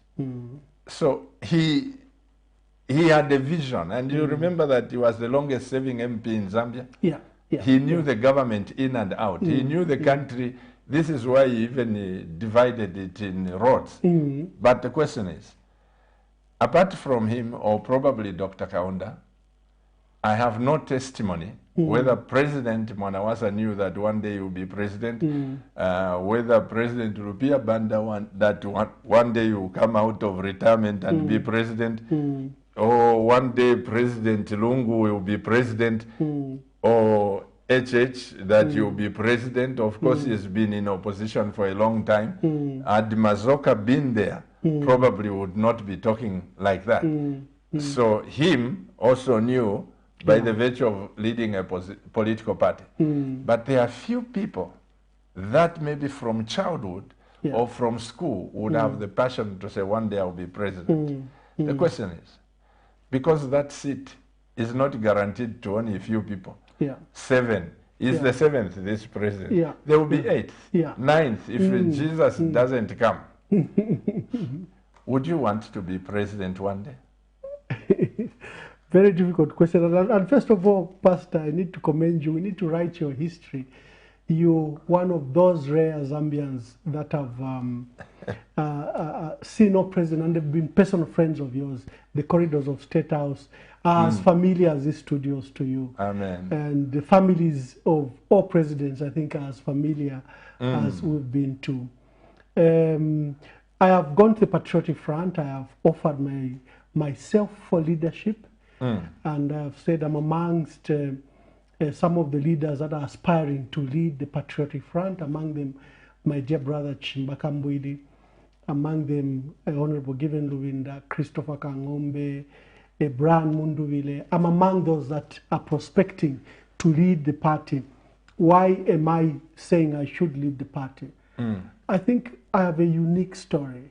I've been the paths that the Lord has walked me in, you know, an ordinary boy that rose to the huge positions I've held, the massive experience I have locally and internationally. I don't think that is in vain. I don't think I should take it to farming. I think that you can I need to participate. I need to participate to our nation, to this country, and that are these rare, very rare opportunities to meet the heads of states I met, the very powerful people in the world that I've had the opportunity. And you still have connection with them. Yes, and I have served the humblest of people in rural Zambia, whether it was in Shangombo, Kalabos, Congo, whether it was in Impulungu, Kaputa, whether it was in Lundazi. I think all this should not go to waste. I am offering myself available to help lead the PF and see how we can, you know, then work together to reclaim power in 2026. What's this? What is your belief? People say there is this trend, when UNIP goes out, it will never come back again. When MMD goes out, it will never come back again. Now PF has gone out, it will never come back again. What's your view to that? It's very simple. The Patriotic Front should learn why UNIP didn't come back. What mistakes did UNIP make that they didn't come back? For example, UNIP boycotted the 1996 elections. There had 25 MPs. Remember, they had Eastern Province as a stronghold, and they lost the 25 MPs. MMD, why didn't it come back when they lost power? The internal divisions, remember, two factions emerged, one led by my dear brother Felix Mtati, and the other one by my pastor, Dr. Nevas Mumba, and the division riven that party. So the PF have an opportunity to learn the mistakes, why Zambians could not trust these former ruling parties again, and for the PF not to repeat those mistakes. Suppose they come on the basis, because I know that your opponents will be campaigning on the basis that the PF was corrupt. Remember Kadarism. Remember this. How do you trust them again with this? I'm sure that will be the campaign. What would you say to that? It's not criminal to lose elections. It's normal. We've taken the path as a country of democracy. How many times do the Republicans in the US lose elections, or the conservatives lose elections? It's normal. It's a normal democratic process. All it means is very simple, that the people of Zambia have chosen the UPND because of the programs they presented to the Zambians, and that they were an alternative voice to the Patriotic Front. Why has the Patriotic Front lost elections? Again, you do an introspection and emerge better. You need to, the famous words that are being used, you need to rebrand, you need to rebuild, you need to restructure, you need to come afresh to the Zambians. Yes, we accept our mistakes. Yes, we did this, but we can do better. We've done a reflection, we've changed leadership, and here we are presenting ourselves to the Zambians once again. Have you got internal wrangles as PF? Have you got internal wrangles? I heard on the news Vice President, now acting President. President Lungu resigned as President, right? Yeah. I heard the acting Vice President Luvinda saying that the UPND is sponsoring the divisions in the PF. Are you divided? The PF has suffered from internal wrangles. There were breakaway parties from the PF from 2011. You saw the breakaway parties that were formed. One of the issues that has plagued the PF has been internal wrangles, even while the party was ruling. It's something we need to heal from. It is something we need to recognize and then work on it. You do not want, when you go to conference where various political parties emerge, like what happened to the MMD in 2001, where the Heritage Party and the FDD emerged as breakaway parties from the MMD. You do not want that. So the wrangles have been part of the PF. If you see where my dear brother Winter Kabimba formed the Zambia Republican Party, where recently Shimbakambwili formed the NDC party, breakaways from the PF is something we need to learn from and not repeat. When you do not have power, when you are not, when you are in opposition, the hallmark should be unity. The hallmark should be unity. You can't afford to be divided. The ruling party, yes, would try to sponsor divisions. In any opposition party, it could be the Democratic Party, it could be the Patriotic Front, but it's up to the members to be sensitive to that and refuse to be divided, that we will not be taken to that path. You are distracting us from our goal to save the Zambians. In case you don't scoop the presidents of the PF, since you say there are several of you, would you work with the one that would win? I have had no problem. And would you invite, if you win, would you invite those that will lose? It's very simple. There is no one assignment that can be done by one person. All hands have to be on deck. You know, you cannot run a political party or run a country alone. It's not possible. You need the hands of your friends and colleagues. It's imperative that whoever emerges carries his colleagues along, and whoever wins, you know, recognizes the vanquished and bring them together. It's just leadership. Then you rally the flock. So the biggest assignment, for example, for the Patriotic Front is first to rebuild and really restructure and really rebrand. These should not be slogans or political rhetoric. They should mean what the words say, so that the Zambians can trust the party again. And remember, we have an ugly scenario and history where former ruling parties have failed to come back to power. They sink into oblivion and just reappear at elections. The PF has enough resource to learn from, not to repeat those mistakes. Well, Ambassador, time seems to be flying very fast. I am your pastor here on National Matters, and I may not be the best interviewer on this program, but you, the viewers, where I left the questions, you can pick up and ask my guest, Ambassador Honorable MWAMBA. But remember, if we are going to build this nation, I surely do not allow any viewer to insult my guest or demean their sense of judgment. Let's be progressive. Let's bring mature debates. This is not just another channel. Mr. Director, please give us the lines, open the lines right away without break, because we are behind time. And let all the text messages begin flowing, and we thank God for that. I want to go back. One of my friends in Uganda, Dr. Bwanika, he has stood against Museveni several times. He has lost. And recently, last year, he decided, as a leader of the opposition party, he has decided to stand as an MP to learn how the government works. Right now he's a member of parliament in Uganda. And when he came to preach here, one of the things that he said when I said, oh, Dr. Bwanika is an opposition party leader in Uganda to Museveni, he comes up standing there and he says, Pastor Chiru, I don't call myself an opposition leader because I don't oppose what Museveni does. But I'm an alternative leader.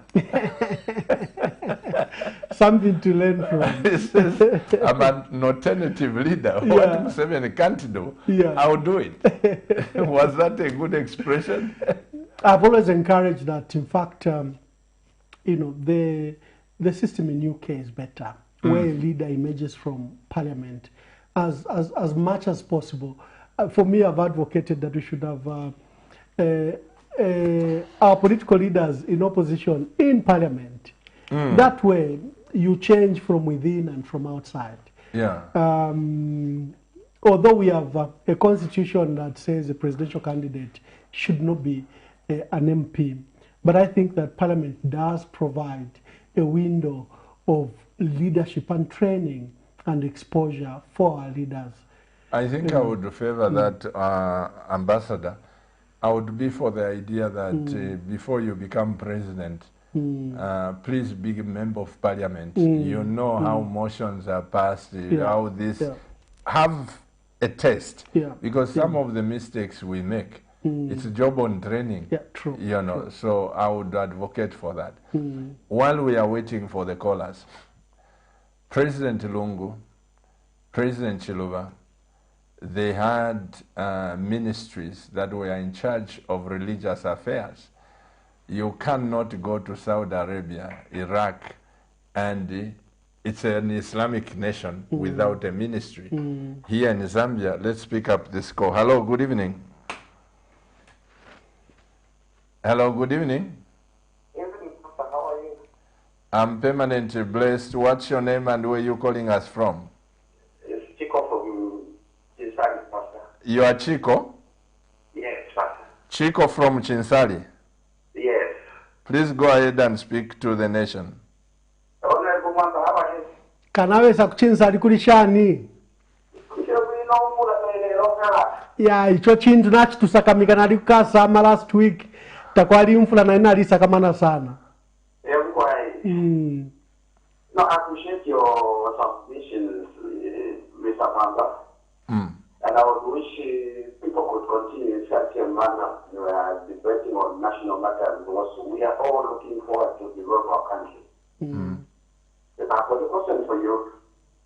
Have you ever encountered failure in your course of duty? I know you worked in many sectors of this country and outside there.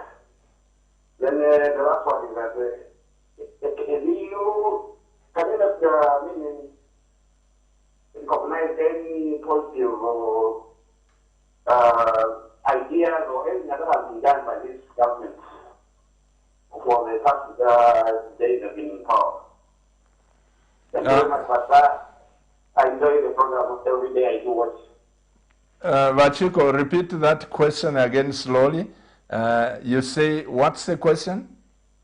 The last question, Pastor, is that have you seen any progressive ideas or the government done something good that you can appreciate for the past days that have been in power? Then the first one was, has Mr. Mwamba encountered any challenges or any failure in his course of duty in whatever time he has been? Very profound question. Yes, indeed. I have lost my job 3, 4, 5 times. What is a challenge when you lose it? I've just lost my job.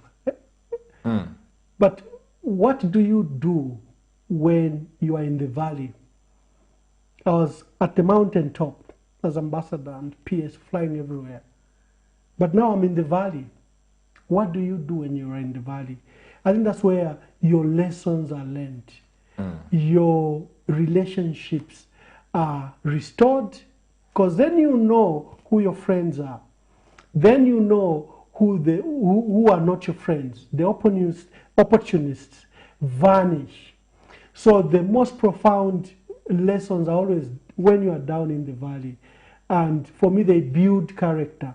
That when you have an opportunity to rise again, you will know how to deal with relationships. Has the new Dawn government done anything good? Because we seem to be condemning them every day. I would like to applaud something that is in the national budget. The employment of 30,000 teachers.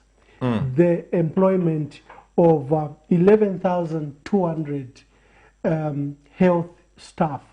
And I'm told there's a number, I don't know whether it's 3,000 in the agriculture sector where they will employ extension officers. A total number of 41,000. Is there a COSA? Okay. A job given to any Zambian is very good because it brings something to the table for that family. You continue, Ambassador. Let's pick up this. I'm so glad that you can acknowledge that they've done this. Hello, good evening, sir.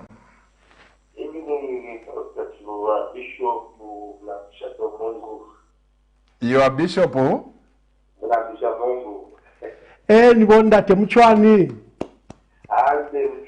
Shangwe, shangwe. Please go ahead, Bishop, and contribute to the nation. Thank you very much. It's been long in the past that you been long. Because you don't come to visit me, Bishop.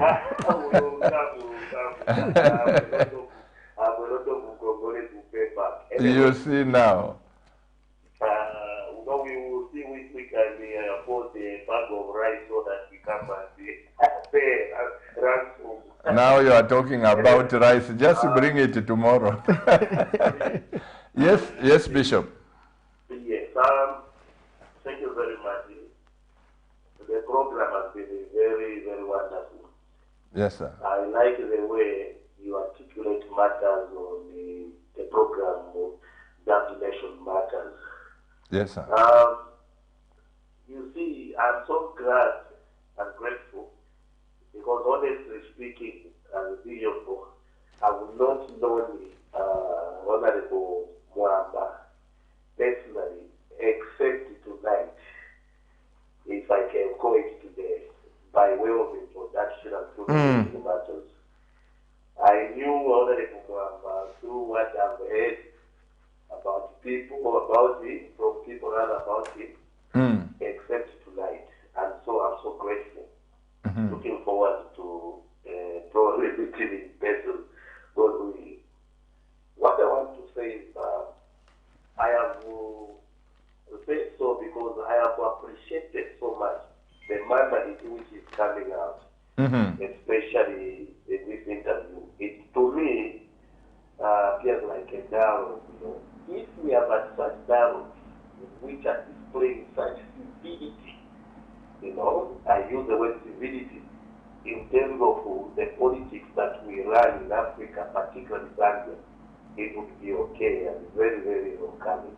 Amen. Lastly, I would say, you see, I'm saying so because as pastors of clergy, we have Facebook pages whereby if you are speaking something that is in line with the ruling party or the opposition, you are taken to be one that is supporting the other or the like.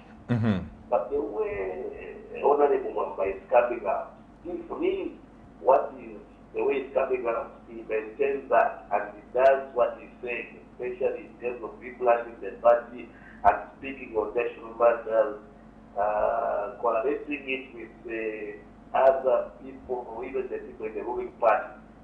Then I see that the Zambia is having such 3, 4, 5 people like of his caliber, not just rhetorically, but practically they were speaking and doing what he said.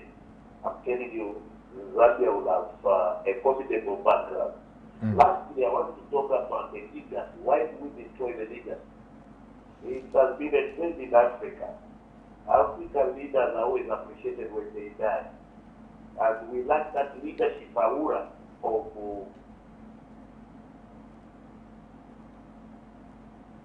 Oh, did we lose him? Hello? Oh, he was contributing stuff.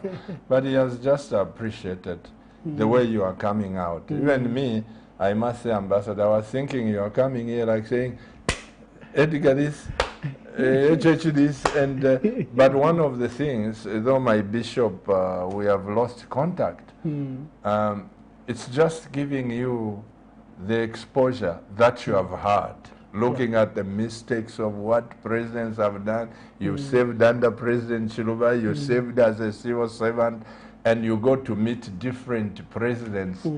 I think, like Bishop is saying, that if we could have more people like you. I was just about to ask you, Saudi Arabia is an Islamic nation. Iraq, Iran, and they have their own ministries in charge of that. The New Dawn government comes and counsels religious affairs in a Christian nation without that ministry. Is that good or bad? Oh, there is a question there. Oh my goodness. Hello, good evening. Good evening.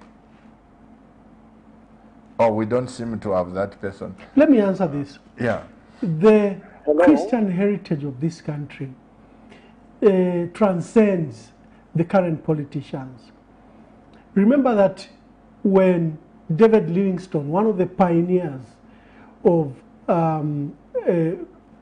Christianity in Zambia, in Southern Africa, Eastern Southern Africa, the missionary David Livingstone, the Scottish missionary, we had the privilege that he visited Zambia. You know, he went up to Livingstone and he died in Chitambo Serenje in 1873, 200 years ago. But on his knees, he prayed for this country. He said, in this land where I die, let it be a mighty Christian nation. Let it be a beacon to Africa. Let it be a light to the world. I don't think those words were in vain. And in 1965, Dr. Kaunda declared Zambia a Christian nation. He did. We have that declaration. In fact, preceding the independence celebrations in 1964, our leaders went to the Cathedral of the Holy Cross. That is why you have that pre-independence church service at the Cathedral of the Holy Cross. They went and deposited the flag, and they committed themselves to ensure that this country, remained peaceful and a Christian nation. Dr. Kaunda came and pronounced it in 1965.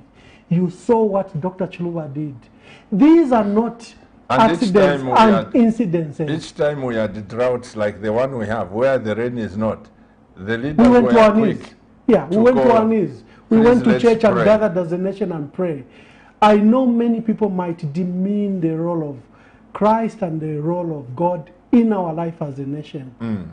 You cannot take that away. And my prayer and understanding is that President Hakainde Hichilema should have this revelation where he recognizes that the role of God in our country is not by mistake. That's why I went back as far as 1873. The way missionaries came, whether they were the white fathers from Chinsadi, whether they were the Presbyterians from Chipata, whether they were Adventists from Southern Province, this country has a special place in Africa and in the world, and we should not apologize for it. The peace we've had, the lack of shedding of blood we've had in this country is not by mistake. We were surrounded by wars in Angola, in the DRC, in Mozambique. It never touched Zambia. Zambia has always had a special place. Let's pick up this call. Hello, good evening. Is there something? Okay. Good evening, Pastor Chiluba and Honorable MWAMBA, of course. I totally agree with you. I think recalling of all ambassadors at once wasn't an ideal, but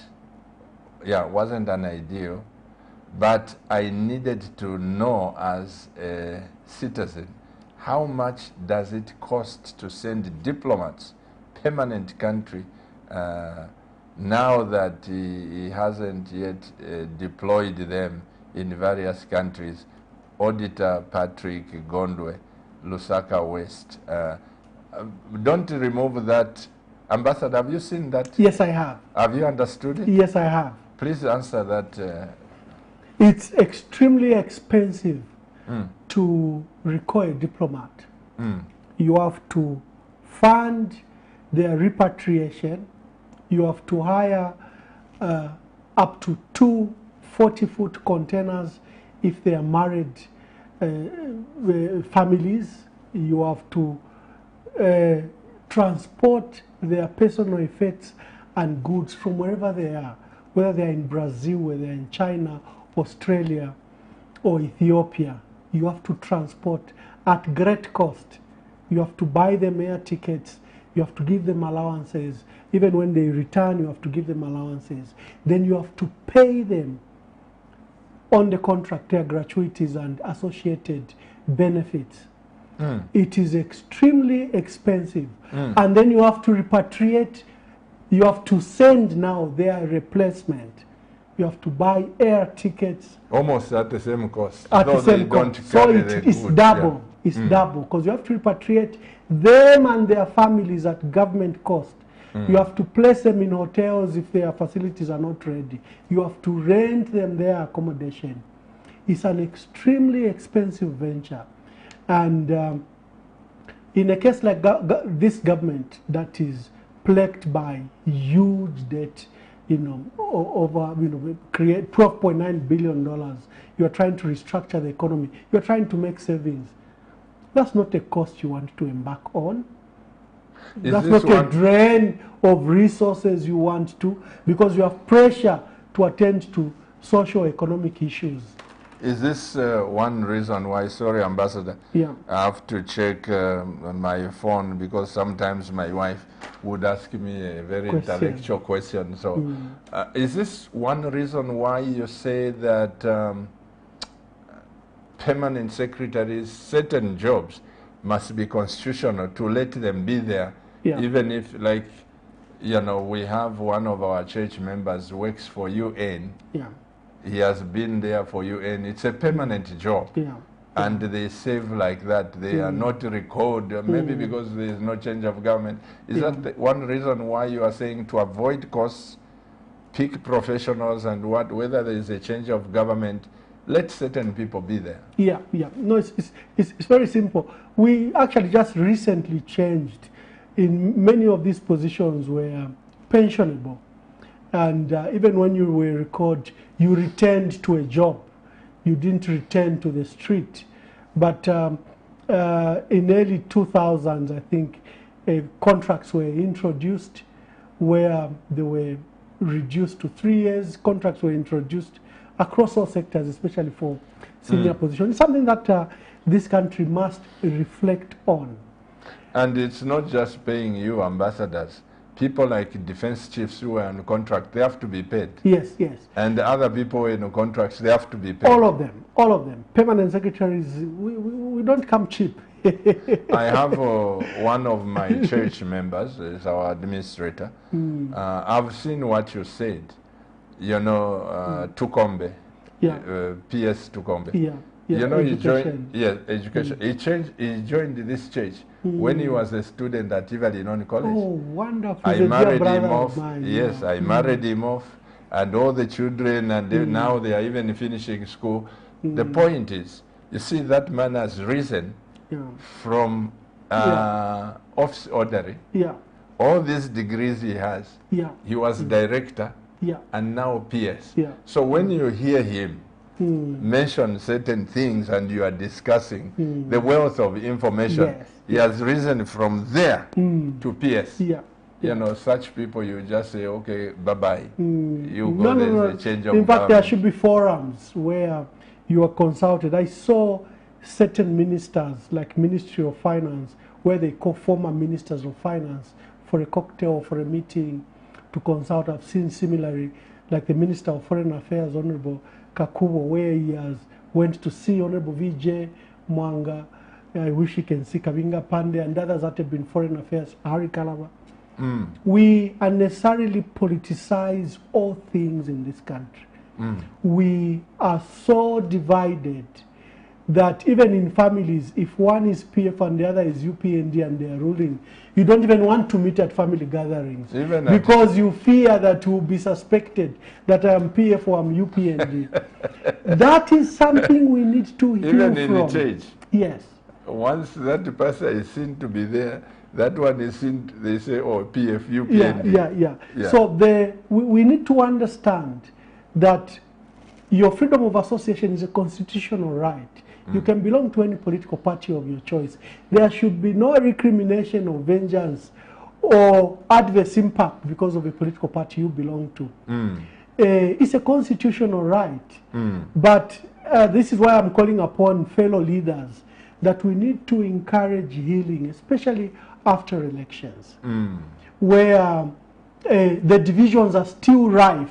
The insults on social media pages are still high, like you're coming from an election. Yet, this government will be clocking 4 months. Remember, the president took oath on 24th of August 2021. He will be clocking 4 months. So do you want to continue to act like we are still in campaign mode? I think not. There should be a time for healing. He should work. We should develop our political party, remobilize our members, and meet them in 2026. That's right. Let's pick up some more text messages. Sir, what is your comment on those calling for early party convention? Why does your party seem to be divided? From Chikomo G. Mr. MWAMBA, you seem to be a good politician. Why can't you just form your party? I feel PF may bring you down. I am Chewe on Copper Belt. There are two questions there. Yes, thank you very much. Have you seen those two? Yes. Response. First of all, I need to make something very clear. the party currently has a leadership, okay, led by now Honorable Given Lubinda. From the announcements we had yesterday, we are yet to get tighter clarification.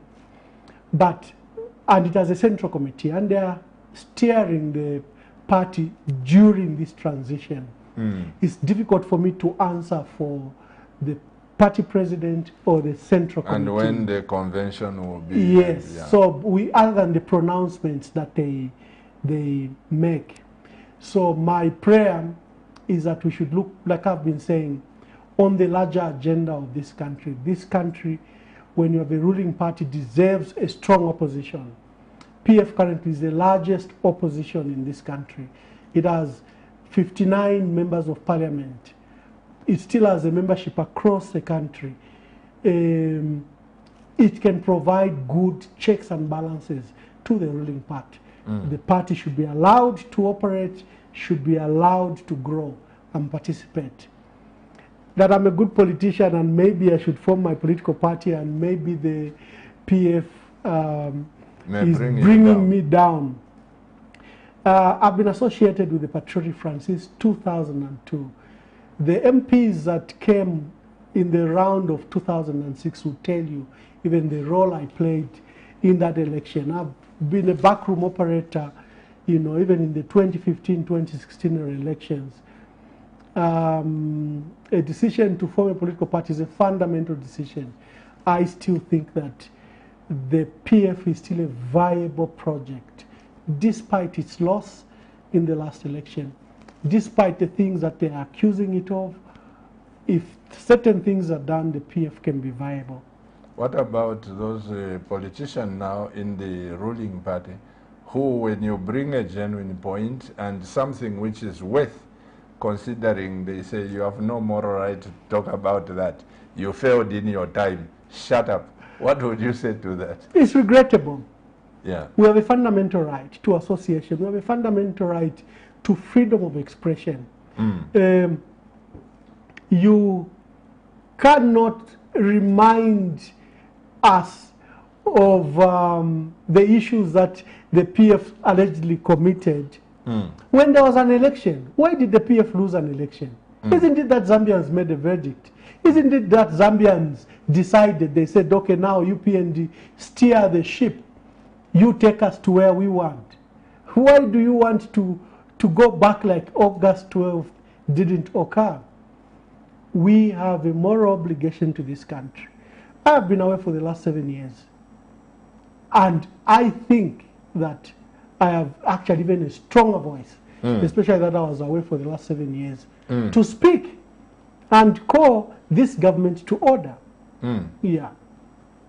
Let's speak some more text messages before we close. Good evening, Ambassador. If you were given a job in UPND, would you accept it? This is MWAMBA Justin from within Lusaka. No, not at all. I've begun this political journey. I have joined politics, something that I've been very passionate about since 2015. I am walking the path in the opposition. Twala my pastor. Yeah, but I think what MWAMBA is saying, because the president, when he sees like the wealth of information and connection and the experience that you have, you say you want to do politics. I think if I'm to rephrase MWAMBA's question would be, suppose the president nominates you as member of parliament, nominated member of parliament, and he appoints you to be Minister of Foreign Affairs. It's just thinking aloud and outside the box. Would you pick that job? No.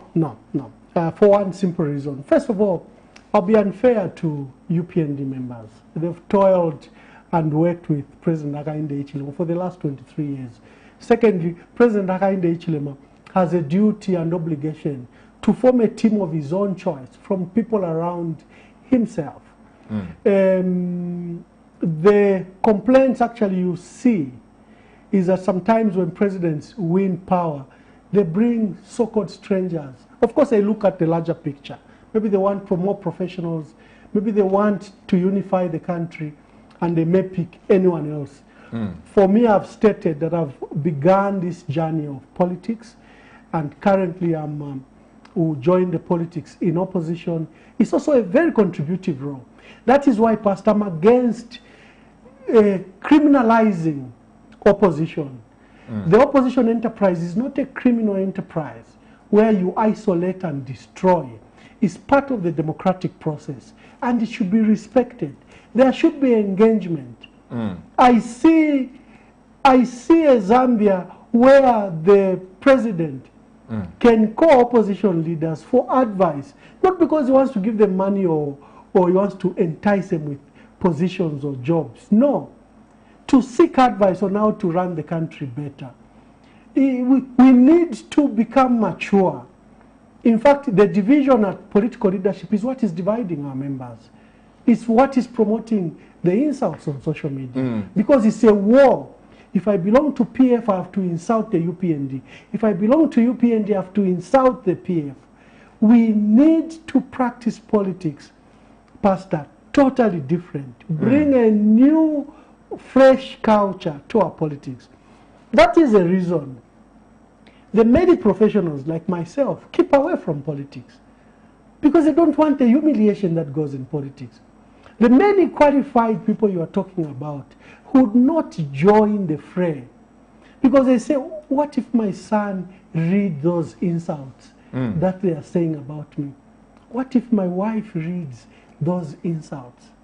We have demeaned the conduct of civic and political affairs to a level where unless you are a pig in the sty to endure the debt in the sty, then you keep away, because you don't want to be attracted to the debt that occurs. Mwanishwa mudia ingulube mudia yanga ushekwa ingelamu, you know. So clearly we need to raise the bar of our politics so that we can attract professionals, we can bring leadership to this country. There are many people that are more qualified than me, that are more experienced than me, but would not sit in this chair and discuss national issues because of the various risks that we attract. In this country, you have law enforcement agencies, Pastor, that are used to destroy the other. One of them who fears to come into politics is a qualified man, is Elias Impondera. Yeah. He thinks when he comes Mr. here, Obama. people will throw debt on. I know he's a good friend of mine, and he has valuable experience and he has wide knowledge about this country. And they would not sit in this chair because of the level and base of our politics. It is our duty to raise the bar. You know, when I was in Addis Ababa and friends ahead that had been recorded, one or two of my colleagues said, but we can speak to, you know, to other international bodies. You don't have to go back to Zambia. We can get you a job maybe in Geneva or at the UN. And I said, my passion is Zambia. My passion is my country. My passion is to go and save my country, even in whatever capacity. So I came back that I could contribute. Maybe, like I'm saying, help raise the bar of politics and the conduct of politics in the manner we are doing them. Yeah. I have one of my sons, the ambassador. It's not coming through here. He says that Ambassador MWAMBA has actually hinted on the professionalism of civil service. Yeah. There is a cost to build capacity, but regionalism has killed the momentum. Then he says there's a difference between a promise and a pledge. Yeah. A subsidy, can it be cushioned using gold deposits? He says it can be used to cushion instead of removing subsidy. Put gold as collateral or even our copper. And also he has talked about street vendors that they are even found in England. He's a professional person. He says regionalism has, and failing to build capacity. Zambians want a one Zambia, one nation. And not in rhetoric, in practice. They want jobs and opportunities shared equitably across the country. It doesn't have to matter where you come from. It's a passion call for our people. Pastor, the issue of the International Monetary Fund, the IMF, who have even caused us to remove subsidies, fuel and electricity subsidies, and the FISI program, the Farmer Input Support Program, will be shrunk from 2.8% of GDP to 1%. I have personal concerns around the IMF. I am aware that the PF pursued the IMF agreement, and the UPND have achieved it in a period of 100 days, because on 3rd December, the IMF announced that they had clinched a deal with the Zambian government. What they call a staff level agreement had been agreed upon, and it will be approved if Zambia embarks on certain ambitious reform economic programs. And among them is a removal of subsidies. That's what the IMF said. Yes, yes, of course. The relationship with the IMF and our policymakers in this country and our economists in this country, I've always said we need to be extremely cautious because of our relationship with the IMF in the 90s, where we had a country that was highly industrialized, highly urbanized, and low unemployment. And when the IMF left with their program, their structural adjustment program, we lost our industrial base, we lost our manufacturing sector, companies were sold, liquidated, privatized, and out of over 225 companies, you only have a few that survived, like Zambia Sugar, Zambia Breweries, and a few others. Have we learned anything from the programs of the IMF from the 90s? And as we walk into this new program, have we learned of the social ramifications that these programs bring?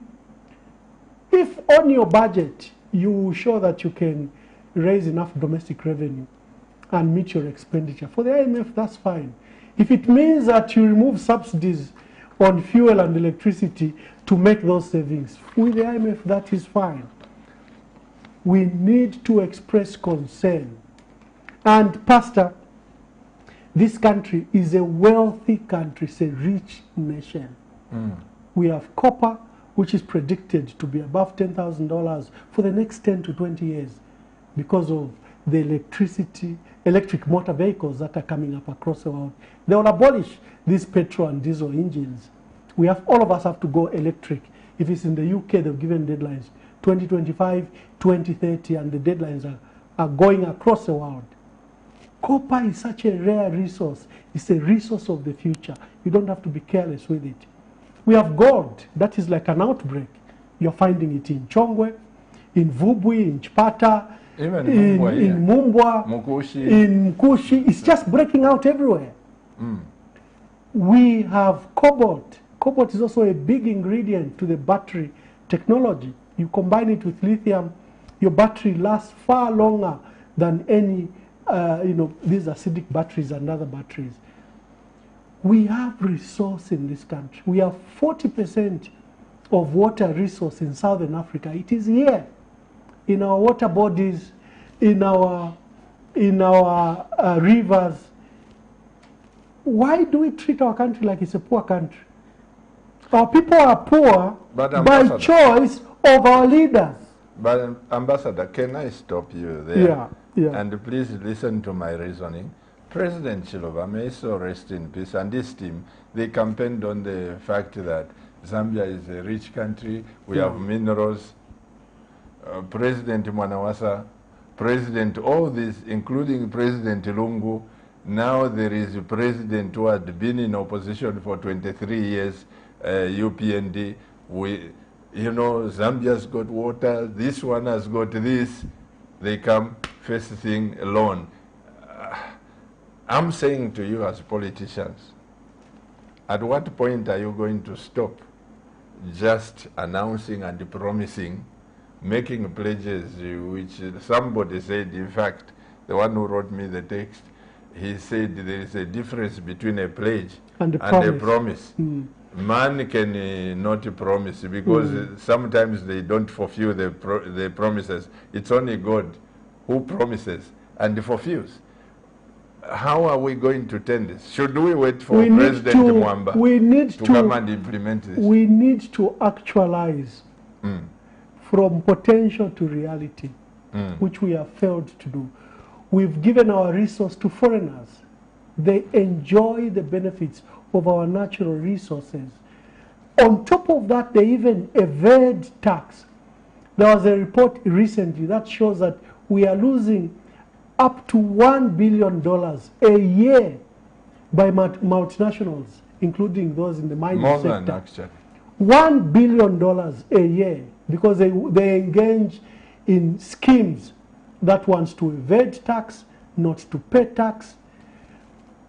We have not allowed our people and our country to benefit from our natural resources. We have the agricultural sector, which can be a solution to this country. We are only utilizing up to 10% of our arable land in this country. There are things we can do. Let's stop paying lip service. Ambassador, quickly as we come to the close of this, one notable economist outside, not a Zambian, with massive experience, said something that left me wondering. When the former Minister of Finance, Margaret Mwanakatwe, started advocating changing from VAT to tax, sales tax, he said to me, before, he said this will not pass. Multinational companies, together with the other economic saboteurs, will never allow African countries to introduce sales tax, but VAT. And then he explained, when I saw Margaret Mwanakatwe program fail, that came to my mind. Because what you are saying, surely, if we introduce sales tax on everything, including the mines, we have no need to go to the IMF. So there's a huge debate on VAT. Remember, currently ZRA owes the mines over $1 billion, where we are looking at getting benefits from the mining sector. They'll just bring you the bill that we owe them on VAT tax refunds. So even the domestic revenue that we raise, a huge part still goes to refund. It's a tax system that also needs to be reformed. It's also our policy. Why do we give so much incentives to, for example, the mining sector? This copper doesn't exist everywhere. It only exists in Zambia. So you say, no, for every equipment they bring, you owe them a refund of 16.5% or 16% of VAT. And we do not have capacity even to check the kind of equipment that they bring. And they bring you these huge refunds. And ZRA is in arrears for now to clear the VAT refunds. So that emanates from policy. What's your policy? Your policy is to give tax incentives. And we are saying we want to up production. So for every equipment you bring, it will be tax-free. We will pay the duty at the border, but we'll refund you. And the arrears accumulate to an unimaginable level. Is that a tax system you want? Even is it a policy? An investor knows to mine copper, which is required across the world, they will invest in it. You don't have to give them these tax concessions that we are good to give them. And these tax concessions, Pastor, they are unavailable to you and me. They are unavailable to Zambians. Zambians and Zambian companies pay through their nose just to operate. Yet we were quick to roll out this huge red carpet for foreign investment. Foreign investment is good, but bring them at your terms. Are you saying that as a pastor I should become president to take the mines to task? Ambassador, I'm so grateful. Our time has just flown like this, but those economical issues, I will leave them to the Mr. Habazoka. Yeah. He will deal with them, Dr. Habazoka. But definitely, we need to be serious about this nation. Yeah. One of the things I can tell you, the mines and all these international companies, they have a mandate to support community programs. Like soccer, like they used to do, everything, the mine. But in Oyster, we treat these multinational companies with kid gloves. And probably, again, this is one thing I know that you politicians, when you are campaigning, you go to borrow money, you get money from that company, so that when you win, you just say, okay, Pastor Chuva, forget about this. Those things should come to an end. No, we need to. The miracles occurring, economic miracles occurring across Africa, Zambia should lead that process. We are a wealthy country. Our GDP can be far higher than it is. Economic returns to this country can be far better if we do things better. And we need to stop paying lip service, where when we want Zambians to like us, we say right things, and when we take the reins of power, then we change. This country, with the expertise it has, you will be surprised. When I was in the US, in Arizona, I met Zambians that are running mines across the world and are employed from there. There is a school, a university that would take our students from the Copper Belt, and they'll be taken to that school, a mining school in the US. And when you see even their community of WhatsApp groups who are running mines in Russia, in Australia, in China, in Chile, in Panama, Zambians are running those mines. And you tell me that we have no capacity to run our mines when you have Zambians running mines across the world? We allow mediocrity to reign. We've allowed best to reign. Let us bring quality to our people. This country has had an investment in many people, locally and internationally. You'll be surprised at the number of people sitting in their sitting room with very qualified and can't get a job. These issues, we need to find a solution to all this. Ambassador, I can only wish you the best. I think Zambia deserves better leaders. It deserves good leaders, and I pray that you have time with Bali. And, you know, for the sake of our nation, take time, no matter who thinks what of PF and also the UPND. This is about Zambia. Take time, share with President Hakainde and some people. Let's sit. For the sake of Zambia, we should not look at this nation divided from political lines. And definitely I look forward that one day you'll be president, to hear what you are saying here and put them into practice. Pastor, you've been privileged to know many presidents. I want to join the queue. Thank you so much, Ambassador. Welcome to Camnet TV. Thank you very much, and to your viewers. My call and prayer is, first of all, we should not forget our Christian heritage and the heritage of this country that surpasses even the current political leadership. There's a place for this country. Our people still have belief in our politicians. We've lowered the standards of politics, very low, but our people still believe in our politicians. That's why they wake up at 03 and go and vote. Let's not continuously keep on letting them down. Let us, I think, begin to fulfill our pledges, our promises, and on your call for engagement with the ruling party. My call is, let us institutionalize this. Call the political parties, call Mr. Fred Membe, Mr. Harry Kalava, or the leader of the PF. Call all of them. Have 2 hours with them as a leader. We institutionalize it, we remove the suspicions. President Hakainde loves this country. I love this country. Fred Membe loves this country. Harry Calabar loves this country. Nevas Mumba loves this country. So there's a common denominator there. We are all committed to a better Zambia. And you should also, all of you, you love this country. One thing you should know about Pastor Chiluba, I'm your pastor. All of you.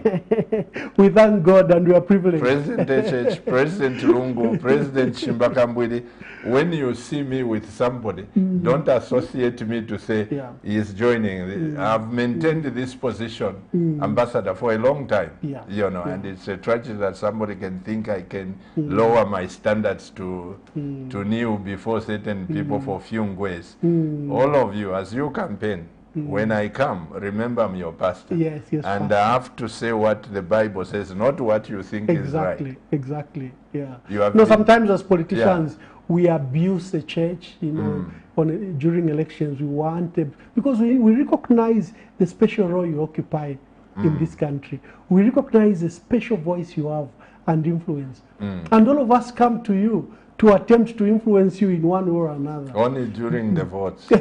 When we give you the vote, we disappear. Well, Ambassador, I'm so grateful to CAMNET TV viewers and my technicians on duty. I always thank the Lord for them. They wake up early, they leave this place early, and other people are on duty 24/7. I am so grateful, and to the CAMNET TV viewers, you are a blessing. The Healing Word Ministries, I want you to know that you are champions of grace. And Ambassador, say thank you to your wife for me to keep you for more hours than expected. We look forward to seeing you. On behalf of my wife, who is the CEO of this great station, Pastor Victoria Chiluba, you are a champion of grace, and may the Lord bless your administrative skills. Keep watching CAMNET TV, and remember, CAMNET TV is not just another channel. Bye-bye.